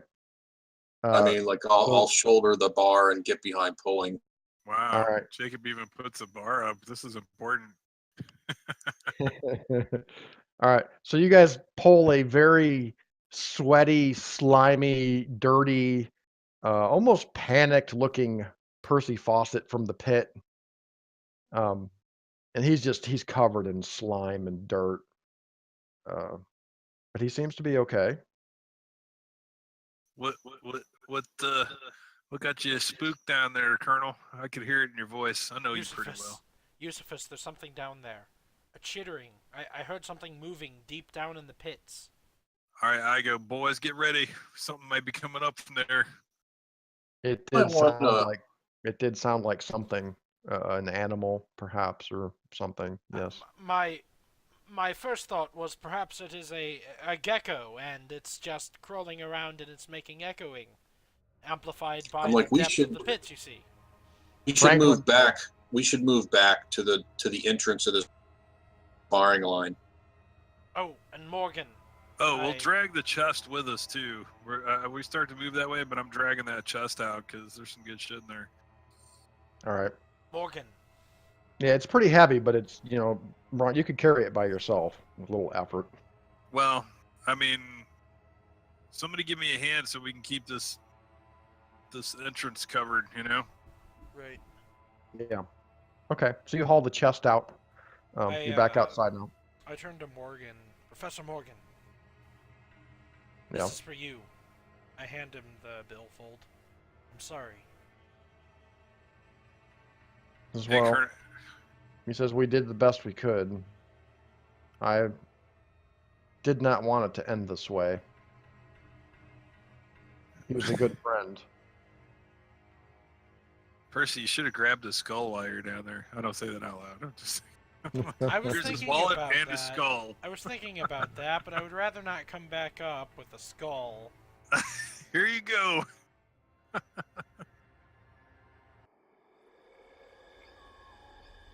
That Colonel Fawcett, he's a thoughtful man. Very Roman.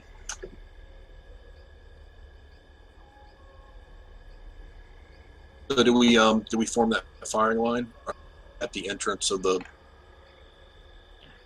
Yeah. Hey, Colonel, would now be a good time for one of them things you like to draw so much? Well, perhaps. Do you think it would be?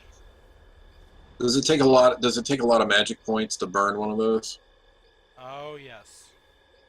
Well, the thing is, it's sort of a special version of the spell that requires a certain oil. That, how much oil does Percy have left?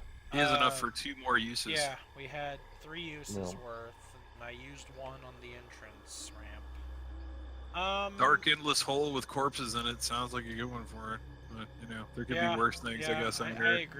I agree, especially with the chittering. We actually have some hard evidence that something's down there. So I will mark the entrance down into the hole with one of these things. I'm gonna clean as much of the goo away from part of the side of the wall as possible, and I'll help so him. It doesn't get covered, So that he can get through that part fast. I can't help him with the incantation, but at least I can help him get the thing. I'm confused, but I'll cover him anyways. Like, what the fuck are you guys? I'll cover him. Just watch this, Jacob. It's gonna get real interesting. Yeah. So there's something horrible to come out of that pit. So Alex, so you recover all of your magic points within 24 hours. Yes. It's kind of prorated if necessary, but you have your full magic points right now. So really, all it's gonna take is an expenditure of 9 magic points. Yes. So I have 11, and I will go back down to 2. And where are you engraving or marking or drawing, or how are you? Where are you drawing the sign? Okay, so we're Exactly. clearing off a section of the wall that has the least goo and like has the least like chance of getting dripped on, There's, I guess. yeah, there's no least goo. There's no least goo area. It's all No, goo. it's In all that goo. case, I'm gonna try my best to like clear a section of the ceiling so that it's not like I Yeah, would getting say dripped on. But uh, it's anyways, really quite odd. I mean, the slime is almost perpetually uh, oozing from the stone itself. It's quite unsettling. yeah, Slap it on the entrance of the. whole thing. Yeah, okay. Yeah, I'll Perhaps on slap the it on. ground in front of the portal would be the Yeah, best place. yeah, that would do. Okay. Okay, so I'm gonna slap it on the building itself. Um, and I'm gonna since I have to think of something that I'm like warding from evil, I'm Mhm. going to be warding this entryway from evil. Is that what you're saying? Well, that's what you told me. So, Oh, okay, yeah. because you Well, said I that's have to like think of an object or like a thing that's being warded by the sign, so hmm that's what I'm warding with the sign is the entryway. okay. Very well. You can mark the map with a mark or something to put where you put your older signs. I believe you put one over here by the ramp as well. Yes. Yeah, that might be useful. Okay. So Percy's engraves the star-like symbol into the stone itself, or draws it. I'm not sure how you do it. You can the incantation or the song actually calls for it. It can be drawn or whatever, but it has to be coated with the oil before the chant and the song is sung. And after he finishes this chant for a few minutes, you see the star-like shape that has sort of an eye uh, like device in the middle of it begins to glow this faintish blue green color. It's almost like a phosphorescent glow coming from this. Bewildered and impressed. Yes, it's very strange. You wonder if perhaps Percy has some kind of uh, experience as a stage magician or something. I mean, Right. Right. it's probably the best thing you can come up with at the moment, just off the top of your head. A wise man once said it wards off evil, you see? Well, I saw a lot of crazy things in the Great War, so what the hell? Okay. Now, Call it superstitious, and I shrug. in my head, I was like, "You ain't seen nothing as crazy as what we seen, boy." Not out loud. It's too much to believe. And Well, yet I yeah. came out of that Some things you got adventure to with see for more yourself, right? sanity. Yeah, exactly. Somehow I came out of that adventure with more sanity than I started. it's because of the awesome job you did in the incantation from the tablets and translating them, Yeah. uh, even beyond the capability of Professor Farnsworth, apparently. I can the, be pretty the resourceful Impressive. when I'm desperate. hmm Okay, so Farnsworth, the ultimate note taker. once they've completed this fill up here, do I hear anything or do I notice anything in the place Give me a listen roll. movement? Give me a listen. Everybody or just Lee? Or I'm sorry, yeah. Jacob. Yeah, just Jake.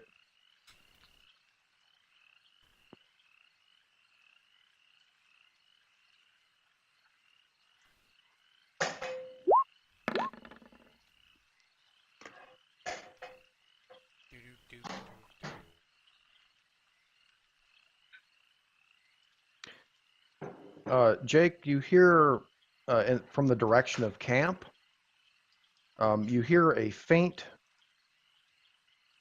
uh, the faint sound of the neigh of Ruth the mule, almost as if the mule may be distressed. I'm like, I'm like, something's not right at the camp. The mule's freaking out, and I point in the direction of the camp. I'm like, we go. Yeah, you can only see 40 or 50 feet in front of you. Yeah, Look to I'm I like, mean, looming in front of you is the altar structure. I look to Devlin. Miguel! And I, take off towards the camp with my, readying my elephant gun. All right, everybody does. So everybody's kind of sprinting. Yeah. You sprint up onto the platform, up here, run across towards the ramp. I'm gonna make sure that Morgan's with us. Yeah. Okay, Oh yeah, Morgan's with you. He's also sprinting? Yes, he's coming up behind you with Dr. Franklin. Okay. As you near the ramp, all of you begin hearing this. It sounds like Ruth the Mule's making a ruckus at camp. As you come through the mist into camp, you see Miguel holding the reins of Ruth, and she's kind of bucking up. And Miguel's, there's all this gibberish kind of coming out of his mouth that none of you understand. And Devlin goes up to him. He seems to be trying to calm him down. He also takes the reins of Ruth. And just within 30 seconds or so, they get the mule kind of calmed down. And Devlin tells you guys that Miguel went out into the jungle to collect some water. And when he came back, Ruth was gone. She had escaped her tether. So he went out into the jungle looking for her. And Miguel says that he saw a man out in the jungle. Oh no. And he found Ruth and kind of chased her down and led her back to camp, but she's pretty freaked out. He says he doesn't know who it was, but it was a man. He said he had a rifle. Lockley. which direction? Devlin asks him, and Miguel just points in a direction out to the northeast into the jungle. Damn it all, Lockley, I knew he'd come back. I'm looking in that direction. Is there any cover out here? Are there any big rocks or? Yeah, dude, it's thick jungle. To really traverse through this jungle, I mean, you need a machete, essentially. So I'll a tree or a rock and pull out my binoculars and start to scan the jungle, man.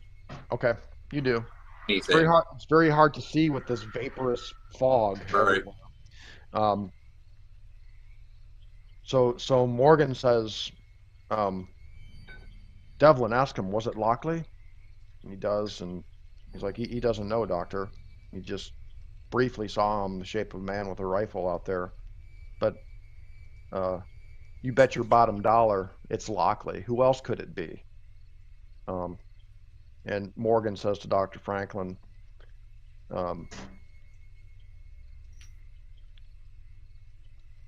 he says,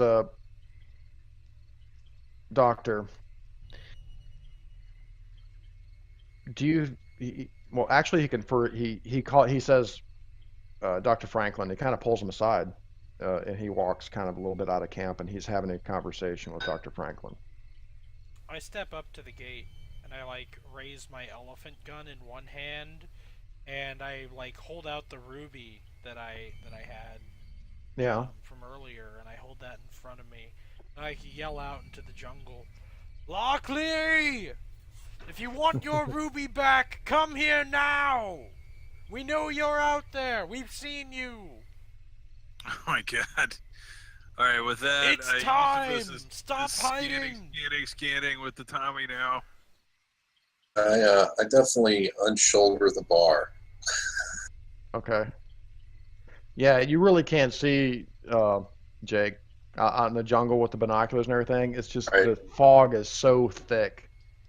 So I'll put the binoculars down and just. And the jungle itself is just almost an impenetrable wall around you.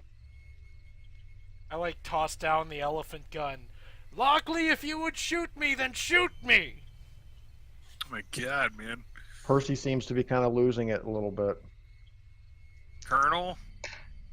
I turn to Eusephus and say under my breath, watch for the flash.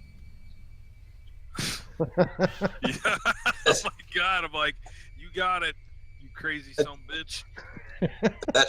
That shows some dash. Yeah. Yeah. Percy's That's got the- balls of I'm brass. like, That's just, I turned to Jacob just quick. I'm like, that's just the start of it. I got some stories about this one. brave guy. So I Morgan- wait for a minute, a full minute, and if nothing happens, I turn to pick up my gun. Morgan comes back to camp with Dr. Franklin, and he tells you all. He says, "We've decided that we're going to stay. We're going to further explore this place. We must find an entrance to the main structure," he says. He says, "I will not have this expedition be in vain. We will finish Williamson's work." Don't you think, though, that we absolutely have to kill this Lockley guy first? I mean, otherwise he's just endangering the whole party. I suggest what we do for this son of a bitch. He says, "Well, is it Crown and Shield? Well, Mr. Crown and Shield, do you propose that we search the endless, impenetrable Honduran jungles for a lone man?" He obviously wants to kill us. I mean, he's killed every other party member, right? Yes. He definitely will be after us. And does he have a personal grudge against anyone here in particular? Anyone piss this guy off? No. Everybody kind of glances at Eusephus. Oh, okay, so he hates you? Morgan says, "Well, Mr. Braun did exchange some harsh words with Lockley, but I don't know why he would have any grudge, per If se. he has a grudge with anyone, it's the pyramids. That's what he said. We allowed him to leave of his own accord. He wanted to leave. Maybe if we at the camp and someone there, kind of an overnight surveillance, see if this guy shows up, position ourselves around the camp. Just an idea. I mean, I just don't like the idea of continuing to try to search this place with this guy at our backs. Understood, Jacob, understood. You know, we're not even sure that is Lockley. It seems likely it would be, but... Well, of course, Professor, of course likely, it's but how Lockley. can- He shot Williamson, he shot all of Williamson's expedition, and now he's going to try and hunt us down, but he will not succeed. Do you hear me? What do you propose we do, Colonel? I agree. I think we should stay here, and I think we should explore a little more. But, honestly, there's not much more to explore unless you want to go down into that stinking pit, which I think would only be a death trap. If it were for me, and I kind of gesture at the large statue way to the southwest over there. To the west, yeah. If it were for me, I would suggest that we might start heading that way. If we encounter Lockley, we might encounter him in the jungles more openly than we would here, and I think if we just keep a sharp eye, we'll be able to get him in no time. Although, the fact that he still has a rifle does bother me. Oh, do we leave him with a rifle? No, Miguel says he had a rifle. you did not. I mean, He was unarmed when he left. All he had was a knife. he may have, maybe there was a hidden one around here or Well, something. the people that he killed, did any of them have rifles? The whole expedition had rifles inside. There you go. So there you go. He stripped a rifle off someone he got. Yeah, or it's quite feasible that he may have stashed one somewhere. Lockley's a coward and a madman, but I don't know if he's going to attack us in the open like this. And like I said, I'm not sure what more we can do. We can try. I suppose we could try to just carve out the face and dig into the actual structure over there. but I don't know what that's going to do. You heard the whispers. Well, Morgan, where would you like to explore next? Well, first he says, well, I, for one, certainly will not let one lone cowardly madman stop my work. This is a groundbreaking discovery. This, uh, this unforeseen discovery is world shattering in my field. We need to find entry into the main structure. He says, I think that should be our priority. He says. I look at Franklin. How's Dr. Franklin? Because he was pretty skittish before. Is he like He's very steeled skittish. himself up, or He's very skittish. Be right back. He looks perpetually just frightened and nervous. okay? He doesn't look well. Well, if we're gonna stay here, fellas, Well, Barn, thanks for sure. We gotta take a serious view on watches on not just a nightly basis, but also during the day now, because obviously we got concerns there. Yeah, so I say we. Morgan says, yeah, we should double up our watches.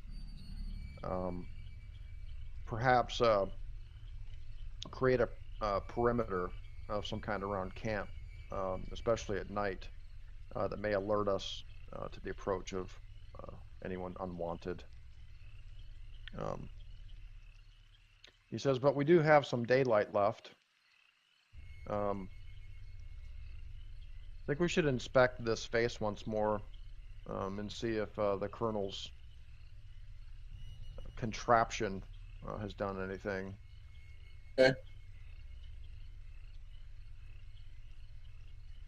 Back yet, Al? Let's wait for him to get back just 1 sec here. Devlin actually seems a little nervous too. You can tell Eusephus, he's a little on edge. Bless you. I think pretty much everybody is at this point. Certainly Miguel. Actually, Devlin tells you guys that Miguel will be, staying with us. We're not going. He doesn't want to stay back in camp anymore. What about Ruth the mule? Oh, he's okay with leaving Ruth at camp. I'm back. I don't know. I don't know if we should be okay with that. No. Oh yeah, no, we should keep Miguel. I mean, I think we're gonna have to. I mean, in other words, let Miguel take the mule in the rear. Okay. Basically, that way he can pack our supplies and stuff. Yeah, Morgan agrees. I mean, the mule's essential for the trip back home. Yeah, we can't, especially if these guys are planning on bringing lots of stuff that we find here back with them. Yeah. Percy, Morgan suggests that we go and see if he says we should go see if this contraption that you set up by the face has done anything. He says I have some ideas that perhaps we can he says I've been thinking I think the medallion has something to do with the entrance to this structure in some way. We need to try to work this out and see if we can find we need to seek entry. Well, assuming that the sun hitting it at any given point didn't open it, then we just have one less way of entering, which is a good thing. Process of elimination, Well, we can only hope. I mean, we haven't seen the sun for days. Yes, that's true, but who knows? But it's worth a try. Obviously, these people are clever innovators. There's nowhere that this medallion looks like it's into the wall or into this mask or in. Not that we'd seen so far. Yeah. Well, Morgan kind of cocks his head a little bit to that and he says, well, did not actually think of that. Yeah. That's what we need to look for. Well, Thing now that you the mention thing it, could be a key, actual key thing that fits into like a impression or no. now that you Yes, mention it, yes. I've It got a says pretty yes, good but idea. perhaps the medallion is a key. Yes, yes, good. Good. Now that you mention it, I have a pretty good idea. And I like walk up to the platform. Yeah, you guys all head back up to the platform. Has my sunbeam contraption done anything?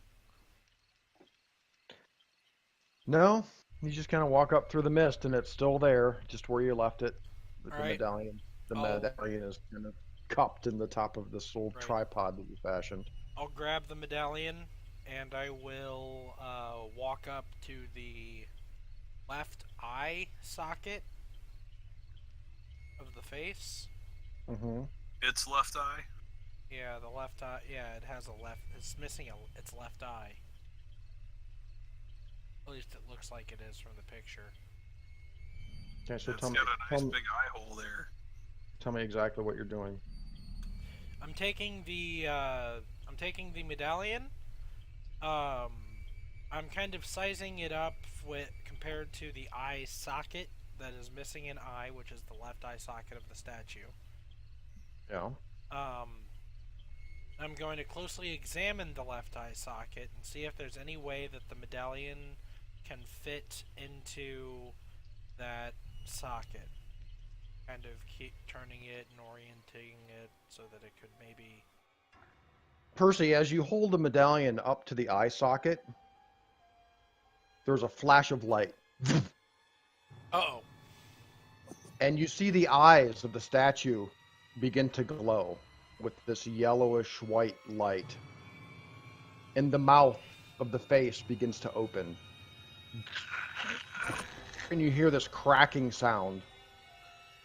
And the entire face begins cracking. You see these crack marks appearing in the stone. And everybody's kind of like stepping back as this is happening.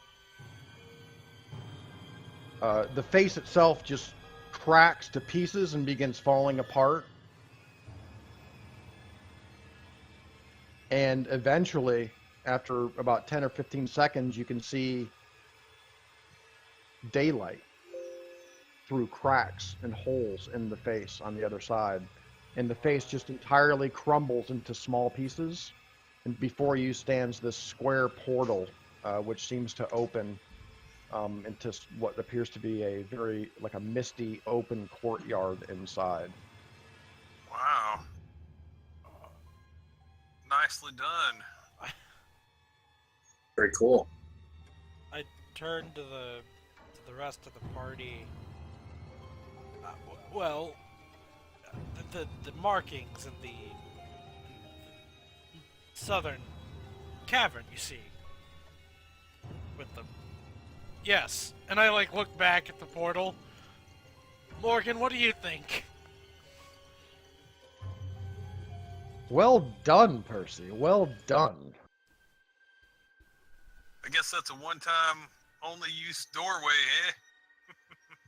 One can only hope it doesn't rebuild itself. And I laugh nervously, like. Looking inside, when I say you see sunlight, I only mean that there appears to be some sort of lighting inside this courtyard area. It doesn't appear to be natural light, though. It seems to be sort of a dim, yellowish glow. The rock on the ground, or the stone that the floor is fashioned from on the inside, is smooth. There's no sign of stone blocks like there is out here. Everything is formed of stone blocks. But the floor on the inside appears to be smooth and black. The stone out here is black with green veins in it. The stone on the other side of this portal seems to be just almost like a onyx or something.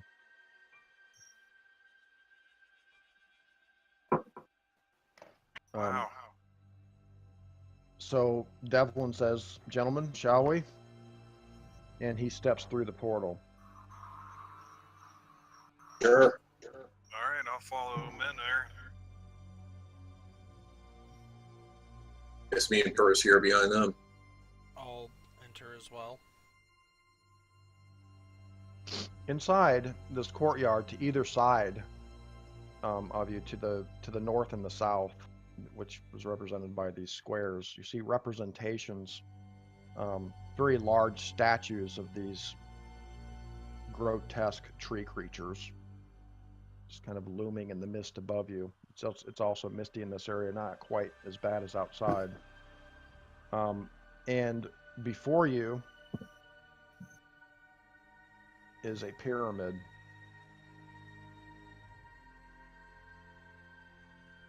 And right in front of you as you enter, you see in front of you there's this, what appears to be a gate or an entrance to a stepped ramp that leads to the top of the pyramid. And the entrance to the ramp is a gaping black mouth filled with venomous-looking fangs. And it's bracketed with some kind of carved tentacle mass.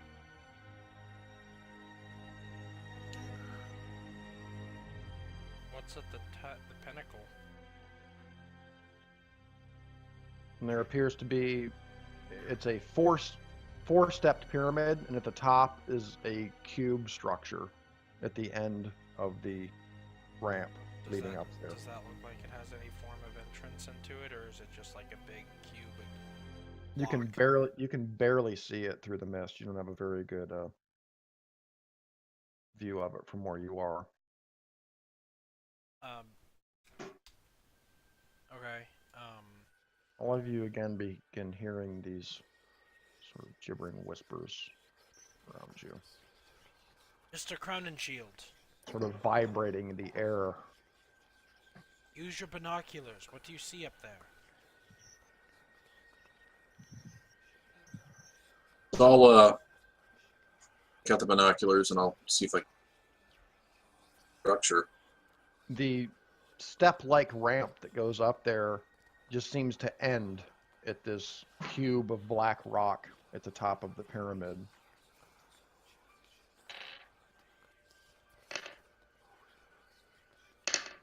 There doesn't appear to be any other entrance into this thing. Like the full pyramid. Yeah.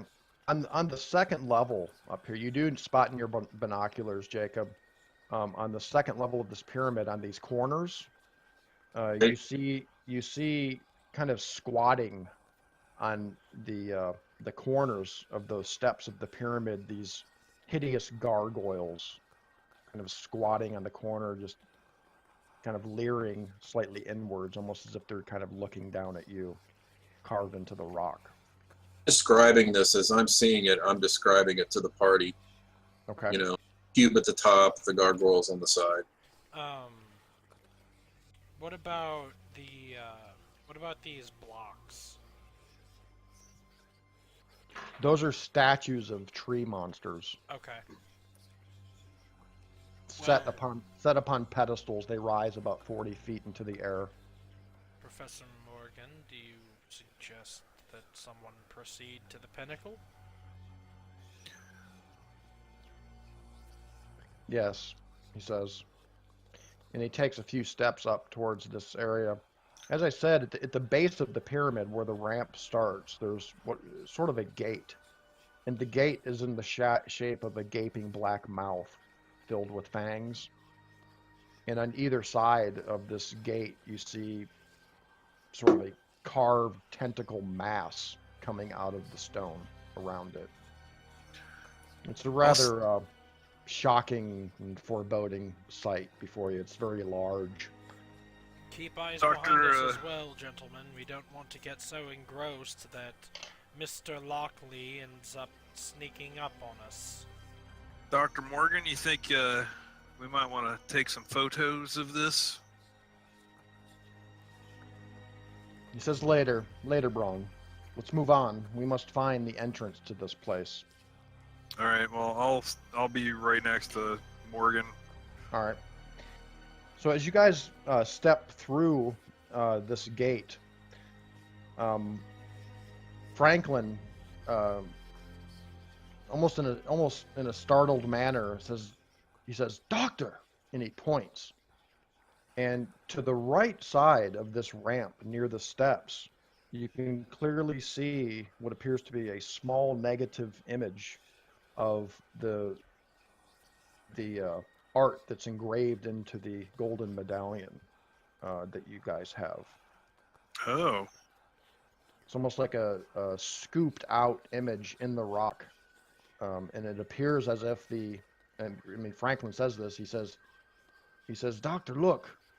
He says, "It's the same image on the medallion." And Morgan turns to Jacob and he says, "Key indeed." So it looks like it fits right there, huh? Yeah. He says, "Colonel," and he holds out his hand. I hand him the medallion. He inserts the medallion into the depression, and the stone, an area of about 5 feet by 5 feet, in a square shape around this depression, sinks into the pyramid about 3 feet with this sort of grinding sound, and shifts to the left, revealing a passageway into the pyramid. And you see this kind of wafting dust in the air coming out of the opening. Professor, before we enter, may I suggest that we examine the stone at the top? It might have some valuable insight into what we might have in store. Yeah. Yeah, he has his back to you. He's looking into the thing. He's got his flashlight. He's shining it in there. Says, "Okay, Colonel." He says, "Eusephus, Jacob, Devlin, check the top of the pyramid. Me and Percy and Franklin will stay here. All right. Keep on the lookout for Lockley," he says. Actually, I might suggest that I actually take a close look for Lockley. You guys go up, they stay here. Let me post up near the entrance and see if I can spot this guy and spray him. Ah, well, Oh. alright. Yeah, so they'll go up. So go Fair up. enough. We proceed upwards, and Lee can, or I'm sorry, Jacob will see if he can spy the target-rich environment of Lockley. Okay. All right, so Jacob's moving out of the courtyard back out onto the platform. Is that right? Yeah, but trying to keep to the shadows and trying to keep a low profile, man. Yeah, visibility sucks, dude. Like I said, you can only see about 40 feet out into the mist. So, but yeah, slowly, sneakily, That's right? 40 feet he'll have on Lockley. Yeah. But I'll post up pretty close to the entrance. I'm not going too far out. Obscure myself, and I'll get in a prone position and I'll listen. Oh yeah, Okay. you can also, you also have kind of the perfect hiding spot, and then all of that rubble of the face that just collapsed. Yeah. All right. So Jacob here, you're basically at the portal. You're prone, peering out into the mist and listening, covering the rear, per se. Morgan, Dr. Franklin, and Colonel Fawcett are here near the gaping mouth entrance and the secret passage. And Devlin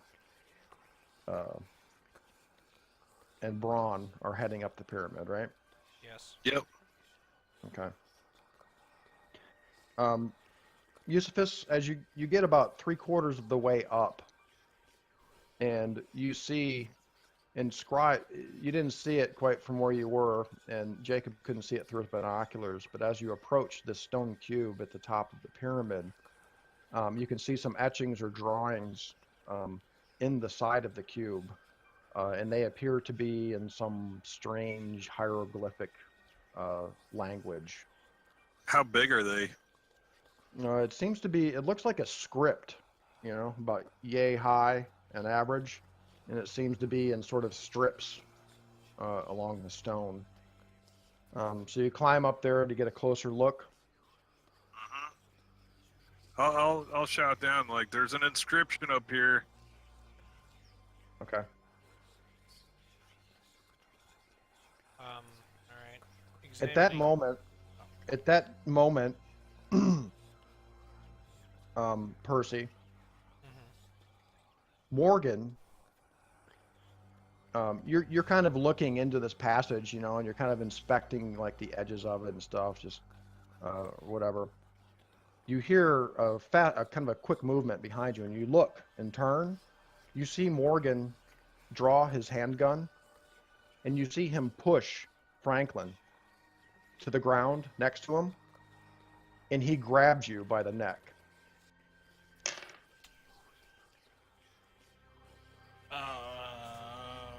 Percy, he's grabbed you by the neck like this, and he has his gun pointed to your head. And Jacob, you see this kind of at the edge of your vision through the mist, and all of you hear Jacob say, or you hear Morgan say, "Drop your weapons, or I'll kill him." Morgan. He has you fast, dude. You can hardly even move. His head above. So he's basically. Is Percy below him? Percy is being held by Morgan around the neck, like in a one-armed stranglehold. Right. He's I'm just wondering. He's got his handgun to his head. Wondering if Dr. Franklin's lying on his back on the ground nearby. And Eusephus, you can kind of see this in the mist below you. You see Morgan standing there with Percy in a headlock with a gun to his head. And Jacob, you're not too far away. You can see this as well. And you hear him say, he says, "Drop your weapons or I'll kill him." So I'll. Now, he says. I mean, now, Dr. Morgan, what's all this about? We've had a rough week, and what kind of gun does he have? Is he got a revolver? Is it an automatic? He's got a .45 revolver. Is it cocked? Yes. It is. Yes. Okay, so, not good. If it wasn't cocked, I'd fucking try to shoot him in the face. But if it's cocked, man, that's just a little tap to the trigger, man, you'll blow his head off. So my bar. Says, "Do it now." I lower it to the ground. I don't struggle. I didn't have my weapon up, so I'll keep my hands out. We were walking to the top of the side. All right, Jake. Yeah. No. Out of the mist to your east, in the direction of the platform, you hear some footsteps. And Gordon Lockley comes walking out of the mist with his bolt-action rifle shouldered, pointing it right at you, moving at you. And Morgan says, "Lockley, bring them here." And so Gordon Lockley, this is him right here. This is him right here. Okay. He walks up to you with his rifle pointed right at you, Jacob. You're kind of in a half crouch position. You just threw your gun down, and Gordon's like, "Move. I mean, he's kind of gesturing you towards where Morgan is standing with Percy. All right, so let me just give me 1 second here. Sure. Hey, Sean, from this range, how can I guess, what do I think my chances are getting shots off at these guys with the Chicago typewriter from here? Yeah, from this Will I range, just be spraying and killing everybody down there? that's a tough shot, dude. It's a tough shot. Morgan's got Percy held close to him. He's got a cocked revolver right to his head. And he's actually looking up at you guys now. He says, "Braun, drop it!" I swear to God, I will kill him. Drop it now. What's Devlin doing? Devlin's just kind of like he's shocked. I mean, He drops his pistol actually, and his pistol just kind of rattles and rolls down to the next level of the pyramid. Morgan, you shoot that gun and none of us are walking out of here alive.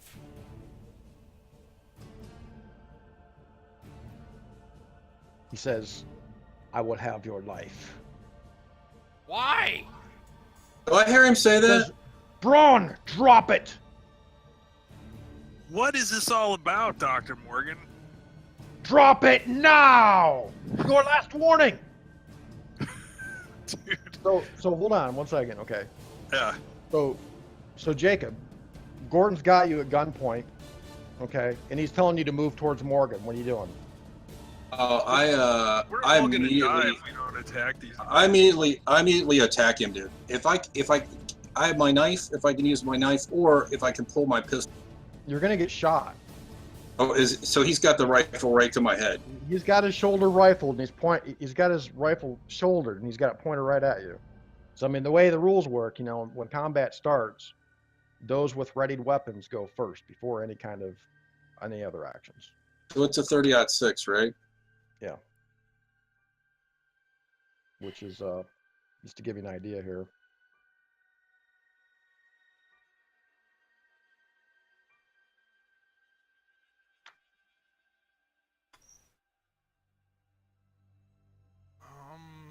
Two D6 plus 4.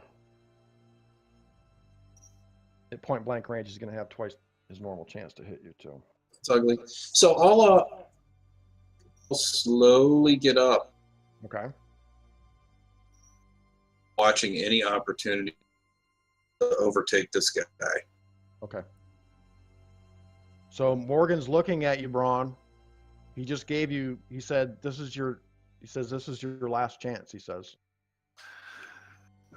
My last chance for what? to drop your weapon. Or what? Is that what you say? Yeah. All right.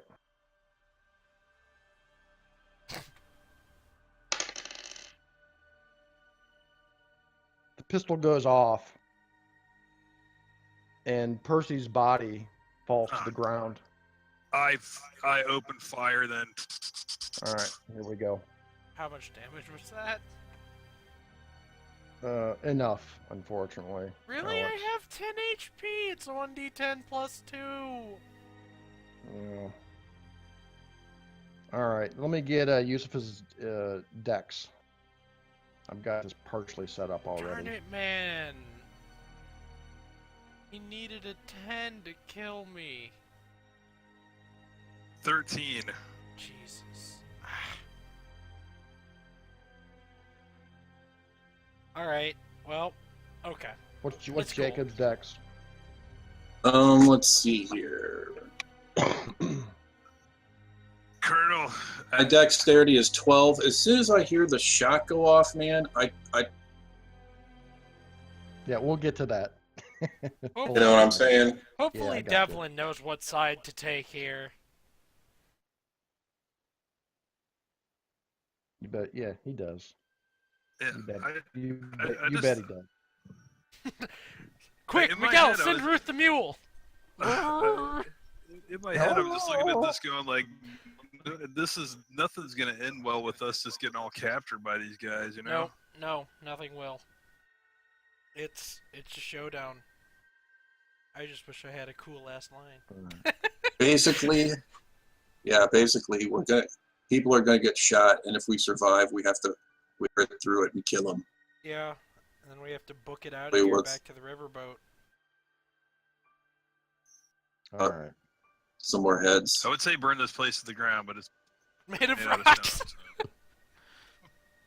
All right. So here's the basic order, and we'll start going through it. We've got Devlin and Morgan first. They're going to have a roll off to see who goes first. Then it's going to be Lockley. Then it's going to be Franklin. Franklin.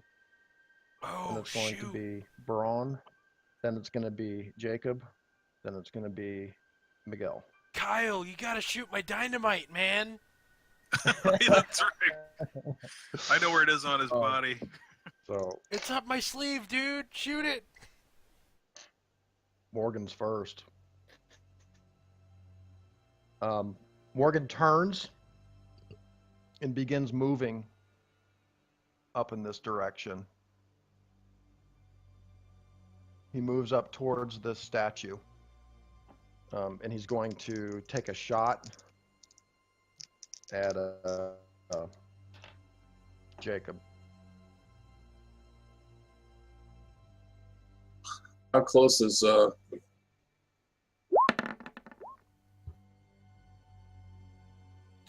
30 feet, 32 feet.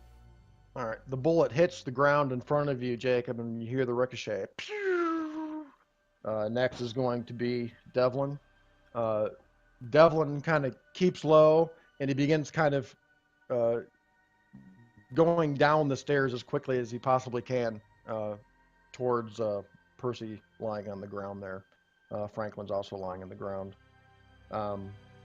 Franklin stands up and hides behind the gate here with the fang-filled mouths. He's taking cover.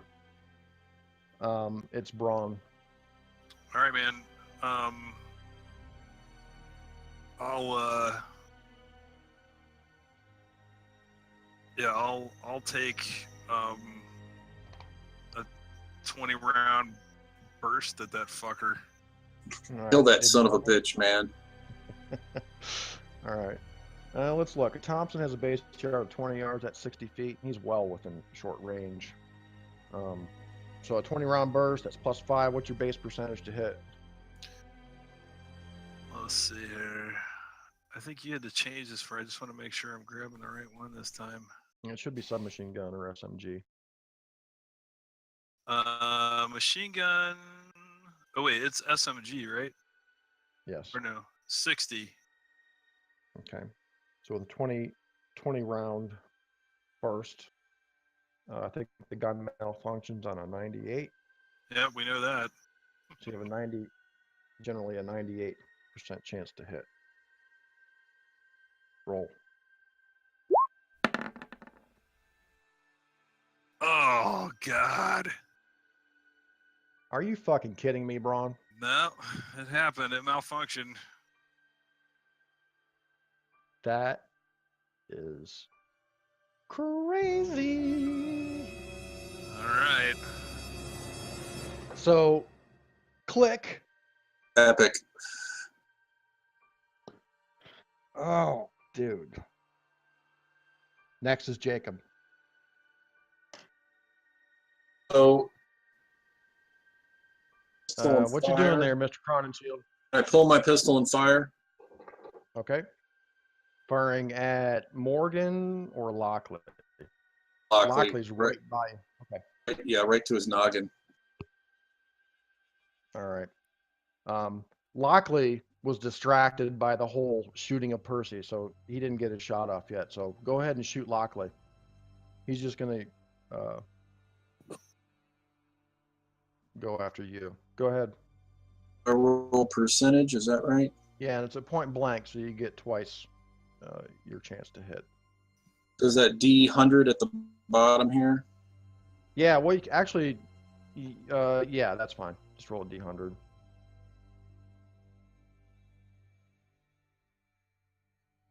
Two, right? Say again? Just one D100, correct? Yep. Yeah, that's fine. Oh dang. Are you kidding me? So your base chance to hit with the 45 is what? 60? 70. What is it? 70? All right, well, you hit. Luckily, you're at point blank range. Yeah. The 45 auto only malfunctions on 100. All right, so roll your damage.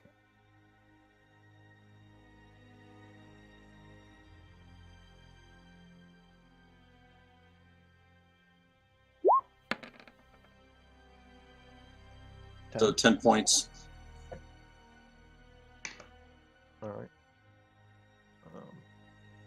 that's more than half of his hit points. So he has to make a con times 5 check. If he fails, he goes unconscious. You hit him hard. 5-point blank range. No one wants that. Let's see. He makes it. All right, dude, you hit him right in the torso. He's like, oh, blood, and he kind of recoils. He takes a shot, and he shoots it, shoots back at you with his rifle. I should roll in here.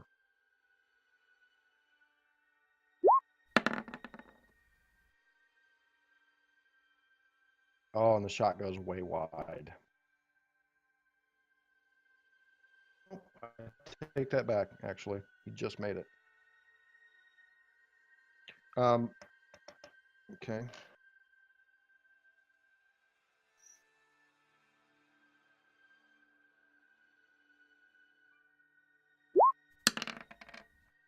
Ooh.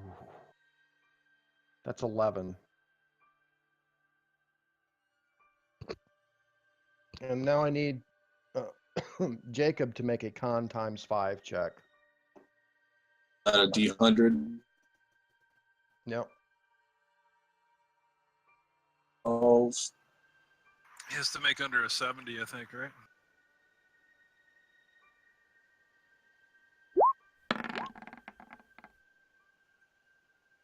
The 60, actually. A 60.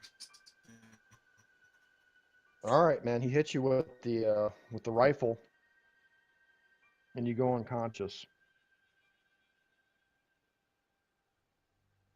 Man, Just searing hot pain in your chest.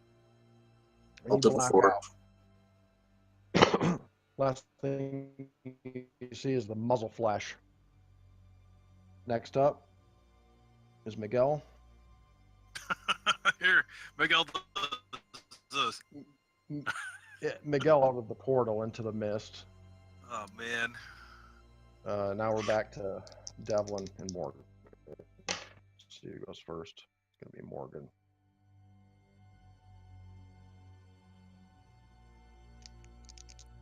Morgan takes a shot at Devlin as he's coming down the ramp.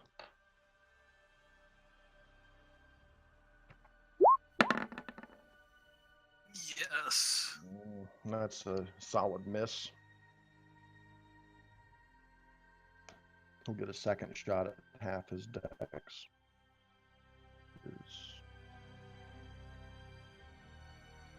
Next up is Devlin. Devlin picks up his pistol and pops off around at Morgan.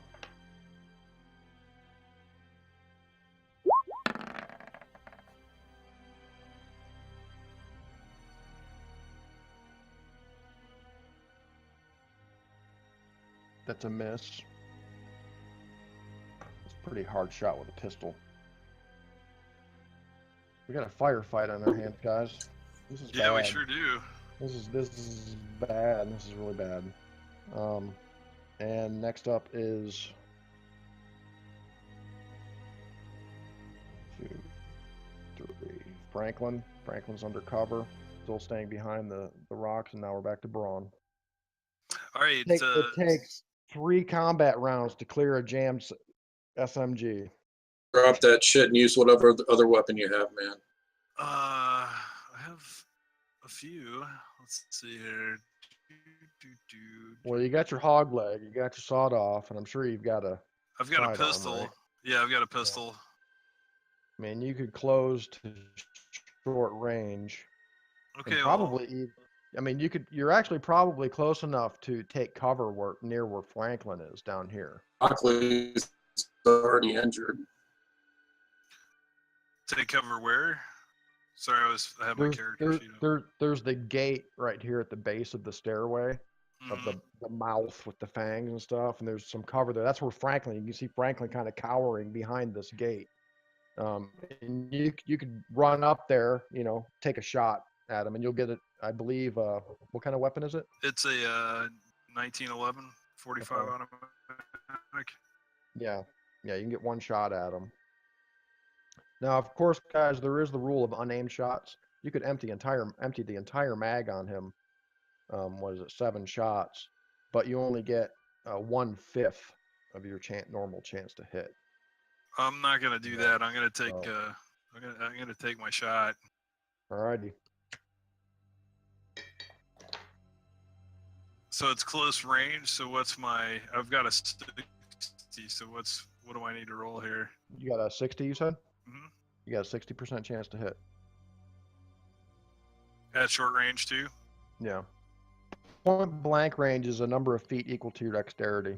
So you'd have to be within 13 feet, basically, of him to be double. God damn. It's a miss. Yeah, it's a real firefight. Yes, it is. Jacob is unconscious. Miguel's running.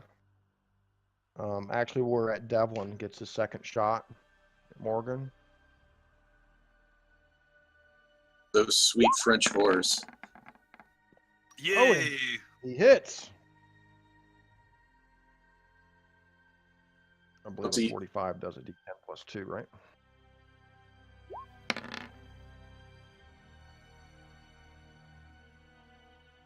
What did he get? 6. To be clear, is Is Percy alive? yeah, maybe it's a little too. You early see, to make well, that let me just call. put it this way. Percy is lying only about 6 to 8 feet away from you on the ground. Yusufus. He's lying on the ground, and you see blood, just kind of a pool of blood forming around where he's not moving. Am I breathing? Well, can I shout at Franklin? He's right Franklin. near you. Yeah. Franklin, God damn it, get up and help He's Percy. like kind of got his gun like this. He's hiding. He's like shaking. He's visibly shaking. If you're not gonna fight, go fucking help him. You're a goddamn doctor. Okay. So that was Devlin at half his dex, and I don't think anybody else gets another shot. All right, next round. Once again, Morgan goes first. Morgan takes his third shot. He's gonna shoot at you guys. He's got a little bit of a reduced chance to hit because of the cover. What that's going to do is basically if he does hit you, it's going to count as armor. You'll take less damage. Mhm. See, he's not rolling too well either. Hooray. All right, Devlin. Come on, Devlin. Takes his third shot.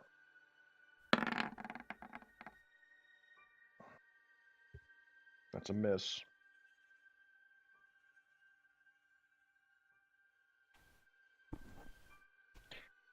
Next up is Franklin. Let me see. Franklin does nothing.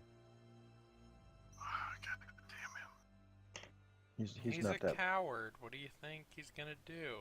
He's They're not gonna that run out brave. to the fire. I know, but I can hope against hope that, his All balls right. will drop and he can. All right, Yusufus, you're up.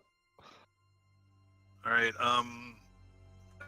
I can just take one shot around with my handgun, or. Yep, with the automatic, yes. Kill, man. All right. Well, I take a shot at Mr. Dr. Morgan, the alien. Ooh! 39. Okay, we actually hit. Hooray! Blow this Oh. fucker's head off, man. About fucking time, right? God damn. Already taken some damage. Yeah, you hit him before. You saw the bullet hit. Okay, submit, and And it's a D10 plus 2. Yep. Okay. 7, respectable.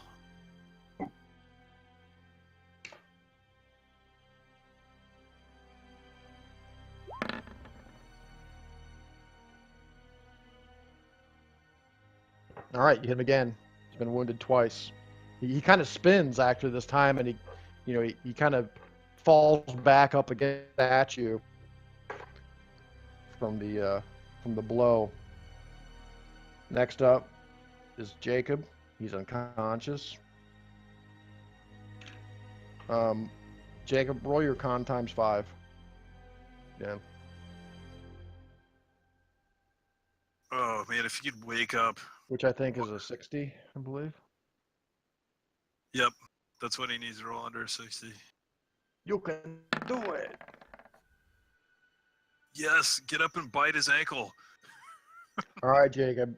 You open your eyes, and searing hot pain in your chest. You see Lockley not 3 feet away from you.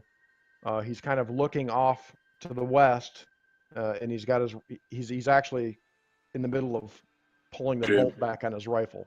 I shoot him. All right. So you notice like the gun's on your hand, but you're actually like kind of look at your hand and your gun's right there. So you're able to pick it up and take your shot. Go ahead. Point blank. So now I got rid of my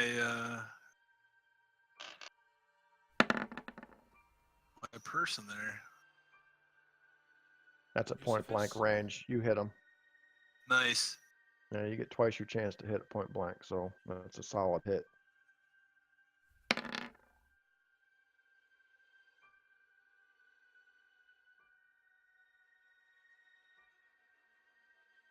How do I bring my guy back, like my face back? Continue to share with you guys. What face? Like, do you guys still see me on the screen here? I see Yeah. Yusufus Braun, yeah. I can see you. Oh, my video. Yeah, I see your video. Yeah, I see you too. Okay. You can just reload your page. You can click on settings, and then at the bottom there's the reconnect button. If you click that, then it should. Reconnect Okay. you, yeah. Yeah, that's it. All right, Jacob. So, did you already took a shot with your pistol, right? Yeah. All right, so it's cocked.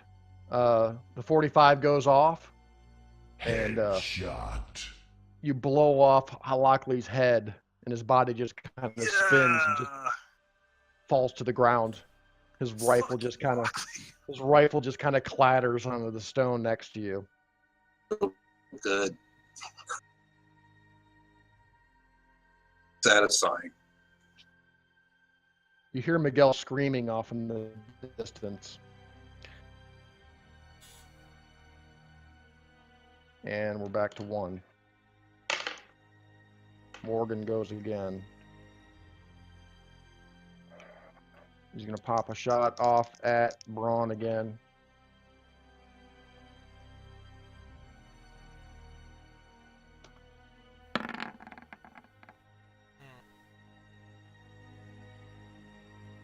Nope.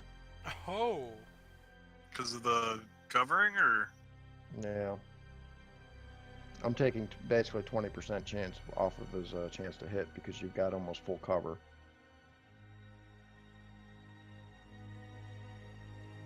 He looks mad. His hair's like kind of hanging down in his face, and he's holding his pistol with 2 hands like this, and his back's kind of leaned up against the statue, and he just kind of like. My God. He'll get another round as well. I believe that's going to be his last shot. Let's see, that was 1. Devlin. Let him take his shot. He's on to Morgan.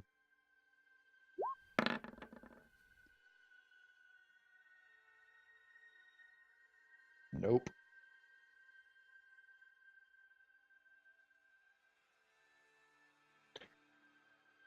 Franklin staying put.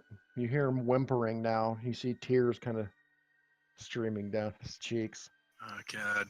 And he's saying, I can't. I'm ignoring him. Braun, you're up. All right. He's Another the shot. he's the Dananoffy of the party. Oh, God. All right. I'll fire again at Morgan. Okay. Oh my gosh. Look at that Boom. damage.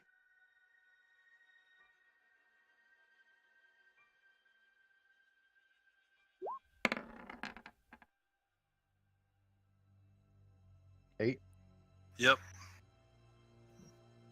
All right, it's body shot. You see, as you hit him kind of in the chest, and he kind of crumples forward like this. You see him drop his pistol to the ground, and he just kind of slumps down. He slides down the base of the statue, and he's just propped up in front of the statue like this. You can see the blood soaking through the front of his coat, his jacket. I go, Franklin, it's over. Go check on Percy. I run to Percy right away. All right, so does Franklin. Franklin turns him over, and you see, man, he's taking a gunshot right to the temple. And there's an exit wound on the other side. Give me a sanity check.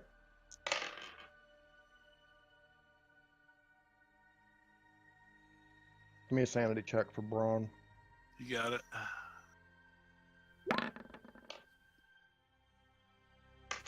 I didn't make it. Lose 2 sanity. Okay. I'm like, no! Franklin says he's dead. And he looks over and he sees you, Jacob, not, 10, 15 feet away. And he moves over to you. And he kind of pulls off his pack. Not kind of, he pulls off his pack. I shoot both their bodies again, man. I empty my blood into their bodies, dude. I do. I'm pissed. I fucking shoot Morgan. Boom, boom, boom. And I turn to I pick up the colonel. fucking Gordon, and I shoot his body again too. Boom, boom. All right, he's like down at the ground and Lockley, like 3 shots. And then he kind of takes careful aim at Morgan and he shoots. And actually, as you aim at him, Jacob, you see him actually kind of move. It looks like he's actually still alive. You still gonna shoot him? Oh yeah. All right, you do. So roll the. No, don't even roll. You just empty your magazine into him. He's now kind of lying on his side. You see the pool of blood forming around him. He definitely looks dead now. All right. Well, I pick the colonel up, just kind of cradle him. I'm sorry. Yeah. That's pretty harsh, Percy. Oh, sorry, man. Sorry, man. It's alright. He lived a long and fruitful life as an investigator. While I'm holding him, though, I remember that I've got to get his journal. I've got to take care of his journal. Yeah. The colonel would have wanted me to take care of his journal. Yeah, and that's the last thing he did was he gave you his journal.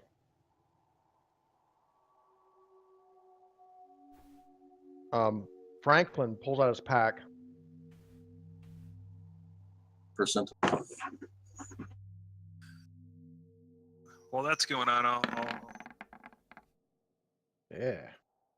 Alright. gently put the colonel down, and I'll clear the jam out of my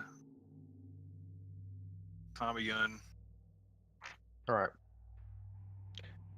Franklin's working on Jacob. Braun, you're working on your Tommy gun. No, I'm clearing it, and I'm Yeah. walking over to Morgan. I'll try to first aid myself too, Sean. Okay. I'll allow that. Go ahead.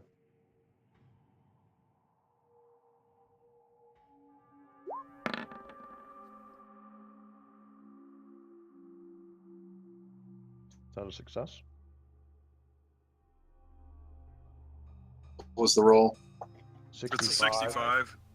Nope. No? Nope.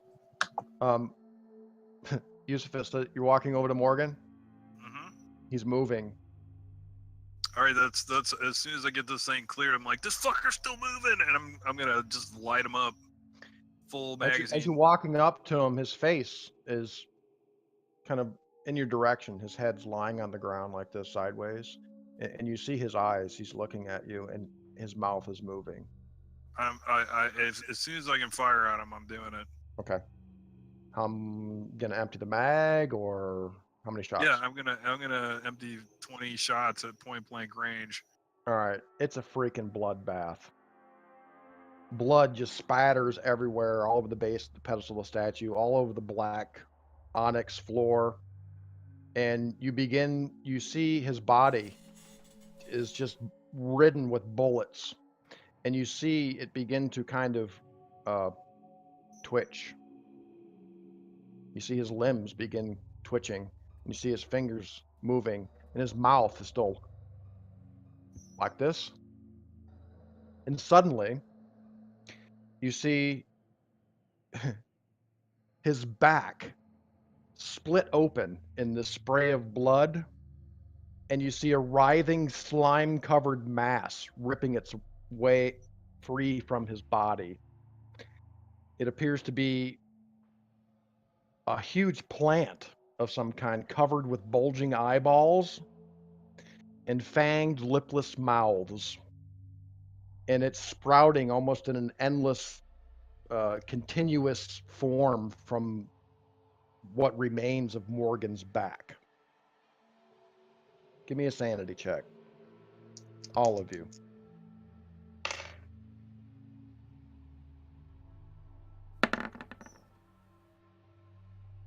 I didn't make it.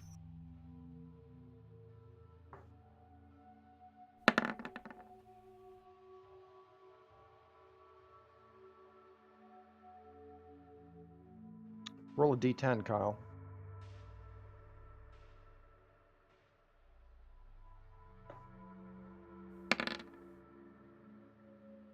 All right, you lose 5 sanity points. Man, this has been harsh the last couple minutes. Yeah. All right, the first was Devlin, second one's Franklin. They both made it. Roll sanity for, you see this as well, Jacob. Rolled. Did you make it? You got a 20. Yeah, you made looks it. like. Jacob loses 1 sanity.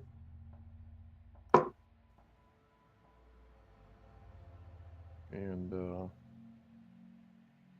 Franklin loses 1. Again, this thing appears to be some sort of monstrous, malformed plant, and it has these gelatinous-looking orbs all over its viney, ropey body. And they're obviously eyeballs because you can see them kind of twisting and moving on the shape of it. And it has these fanged, lipless mouths all over it. And Snatch up the bar and let loose the burst.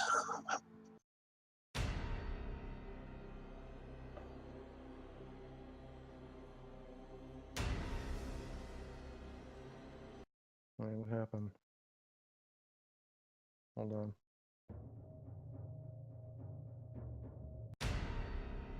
There we go. All right, that's where we're going to end the session. Oh, wow. All right.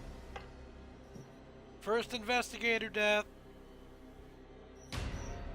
Harsh, man. I think it was a worthy death. I can't. Oh, man. Impossible situation because, again, Danny, I revolver think- cocked at his head. You could have opened up with the bar, I guess, but Yeah, but the Yeah. chances of it hitting me too were pretty high, and he still would have got the shot off. Nah, there was no way out of that. But I think. Well, I think throwing down our guns was definitely the wrong way to go. Sure, yeah. Like, we would have been just meat for the beast. Very difficult, very, very difficult situation. Very, very difficult situation. But man, so I was thinking, Morgan might be, like we were talking about, to some sort of person who ran into some knowledge and, was protecting himself or whatever, but he turned out to be just, ugh. He turned out to be a Shoggoth, just like anyone else. Yeah, it happens. Sometimes you got a Shoggoth in your party. What do you know? Yeah. It's kind of interesting because I don't know if you guys noticed this, but if you look at the face, what do you see in the foreground? I just assumed that was one of those plants. Oh, Notice the mouth in the plant, though. I knew you guys wouldn't notice it, but Oh, I didn't notice that at all. Yeah. there's some very kind of shifty foreshadowing. You know, and of course, maybe some of you noticed, but it kind of depicts somebody, you know, holding their hand up in front of the statue. But,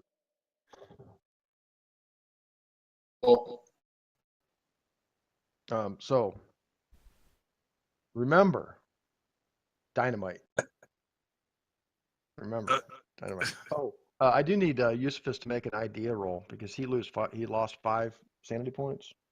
yeah. There's a chance of temporary insanity of some sort here. So go ahead and roll your idea. If you make it, then you fully realize what the fuck is happening. Oh, I made it.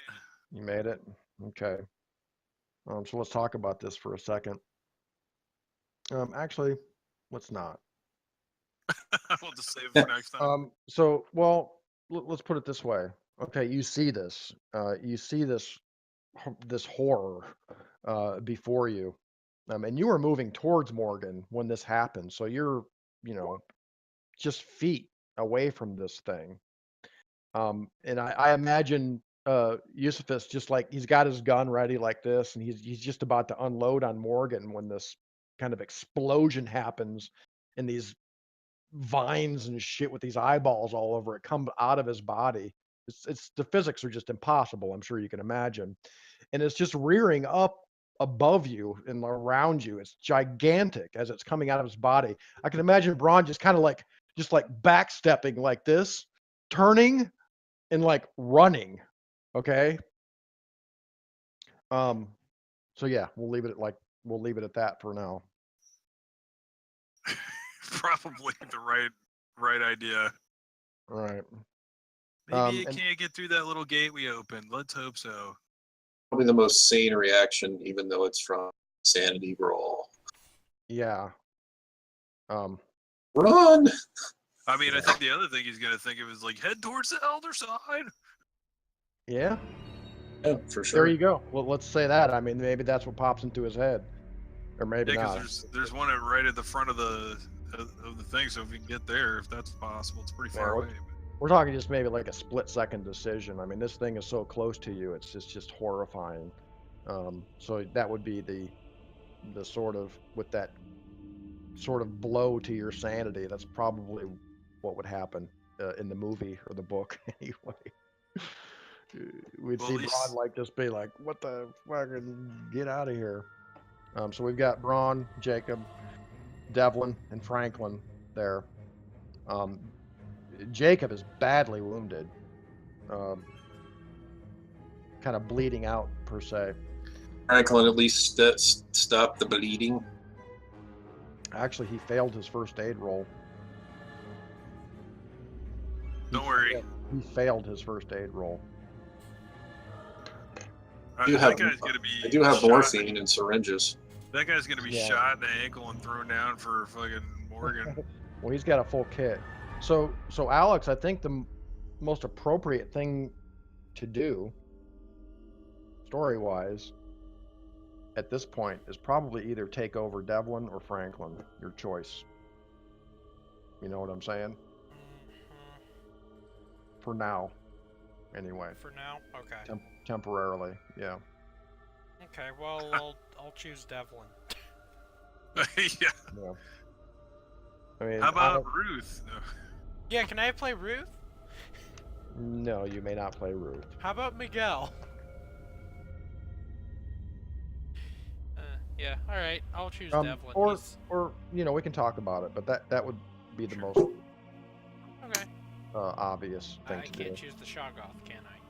I mean, as a matter of fact, I think the author of this particular scenario, Mr. Doug Lyons, I believe he actually intended Stuart Devlin to sort of be that guy, you know, in a way. It I mean, seems think like about it. He's pretty standard adventurer stuff. Yeah.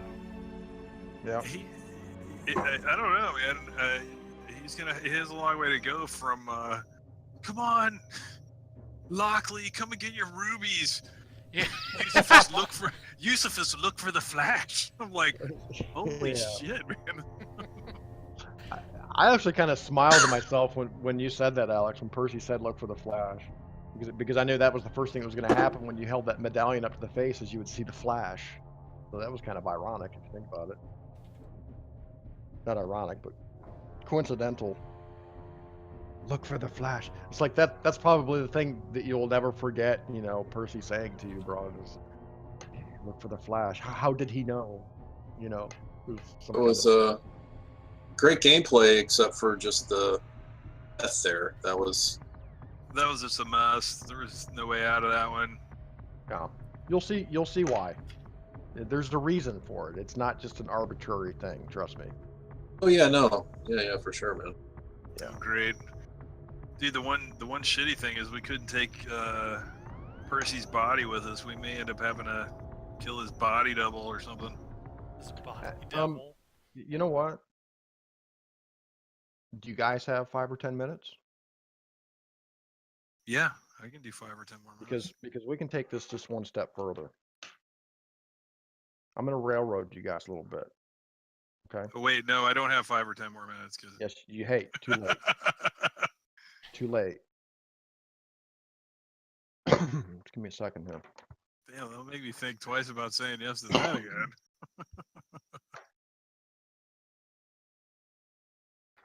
Give me 1 second.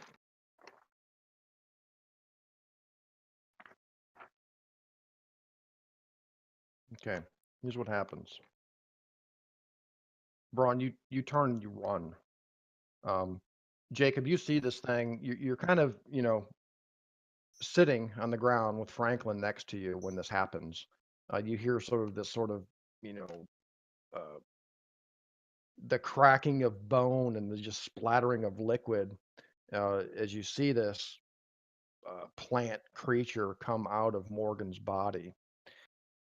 Franklin screams like a girl. He's like, ah! He screams. And he stands up and he sees Braun kind of running towards him, and he looks to his left, near where Devlin is, and he runs into the secret entrance into the pyramid. Who Devlin, does? Dr. Franklin does. At that moment, Jacob and Braun and Devlin would see this as well. Hears this sort of crackling, almost like the same sound you guys heard when the face began crack. It's like a cracking stone kind of sound, and you see the gate behind you that leads out into the platform reforming into solid rock, blocking your passage out of this place. Oh, fuck me. Devlin runs into the secret passage of the pyramid. At this point, these creepers are kind of coming across the ground at you guys. Okay. So do you run, or do you want to be attacked by the hell plant? Run. So Braun, you see this thing, it's coming up behind you. You look over your shoulder and it's right there. You reach down, you grab Jacob by his collar, okay, and pull him up to his feet and kind of shove him through into the secret passage in the pyramid and follow him in. The shaft slopes down into a very steep tunnel, winding down and down and down. And eventually behind you, at first you can hear the sound of this plant thing coming up behind you. But after about 5 minutes, you don't hear it anymore. And you're standing in complete darkness in this narrow tunnel that is steeply going down into the earth.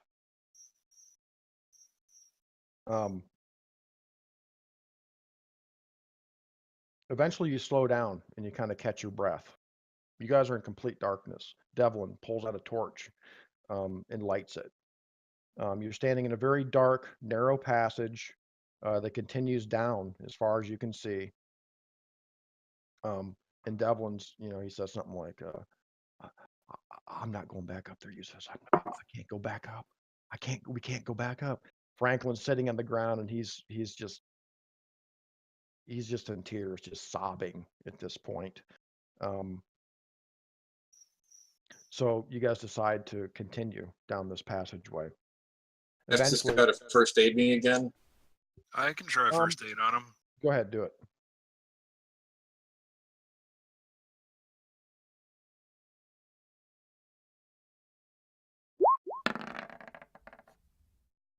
Yep.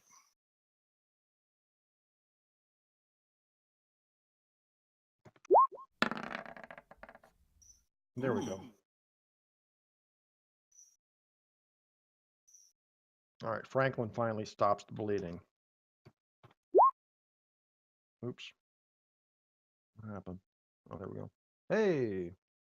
All right, Jacob, you can heal 3 points, which brings you up to not as near close to death. But 6, right? It's 3. Yeah, for 6 total. You're back up to 6 hit points, right?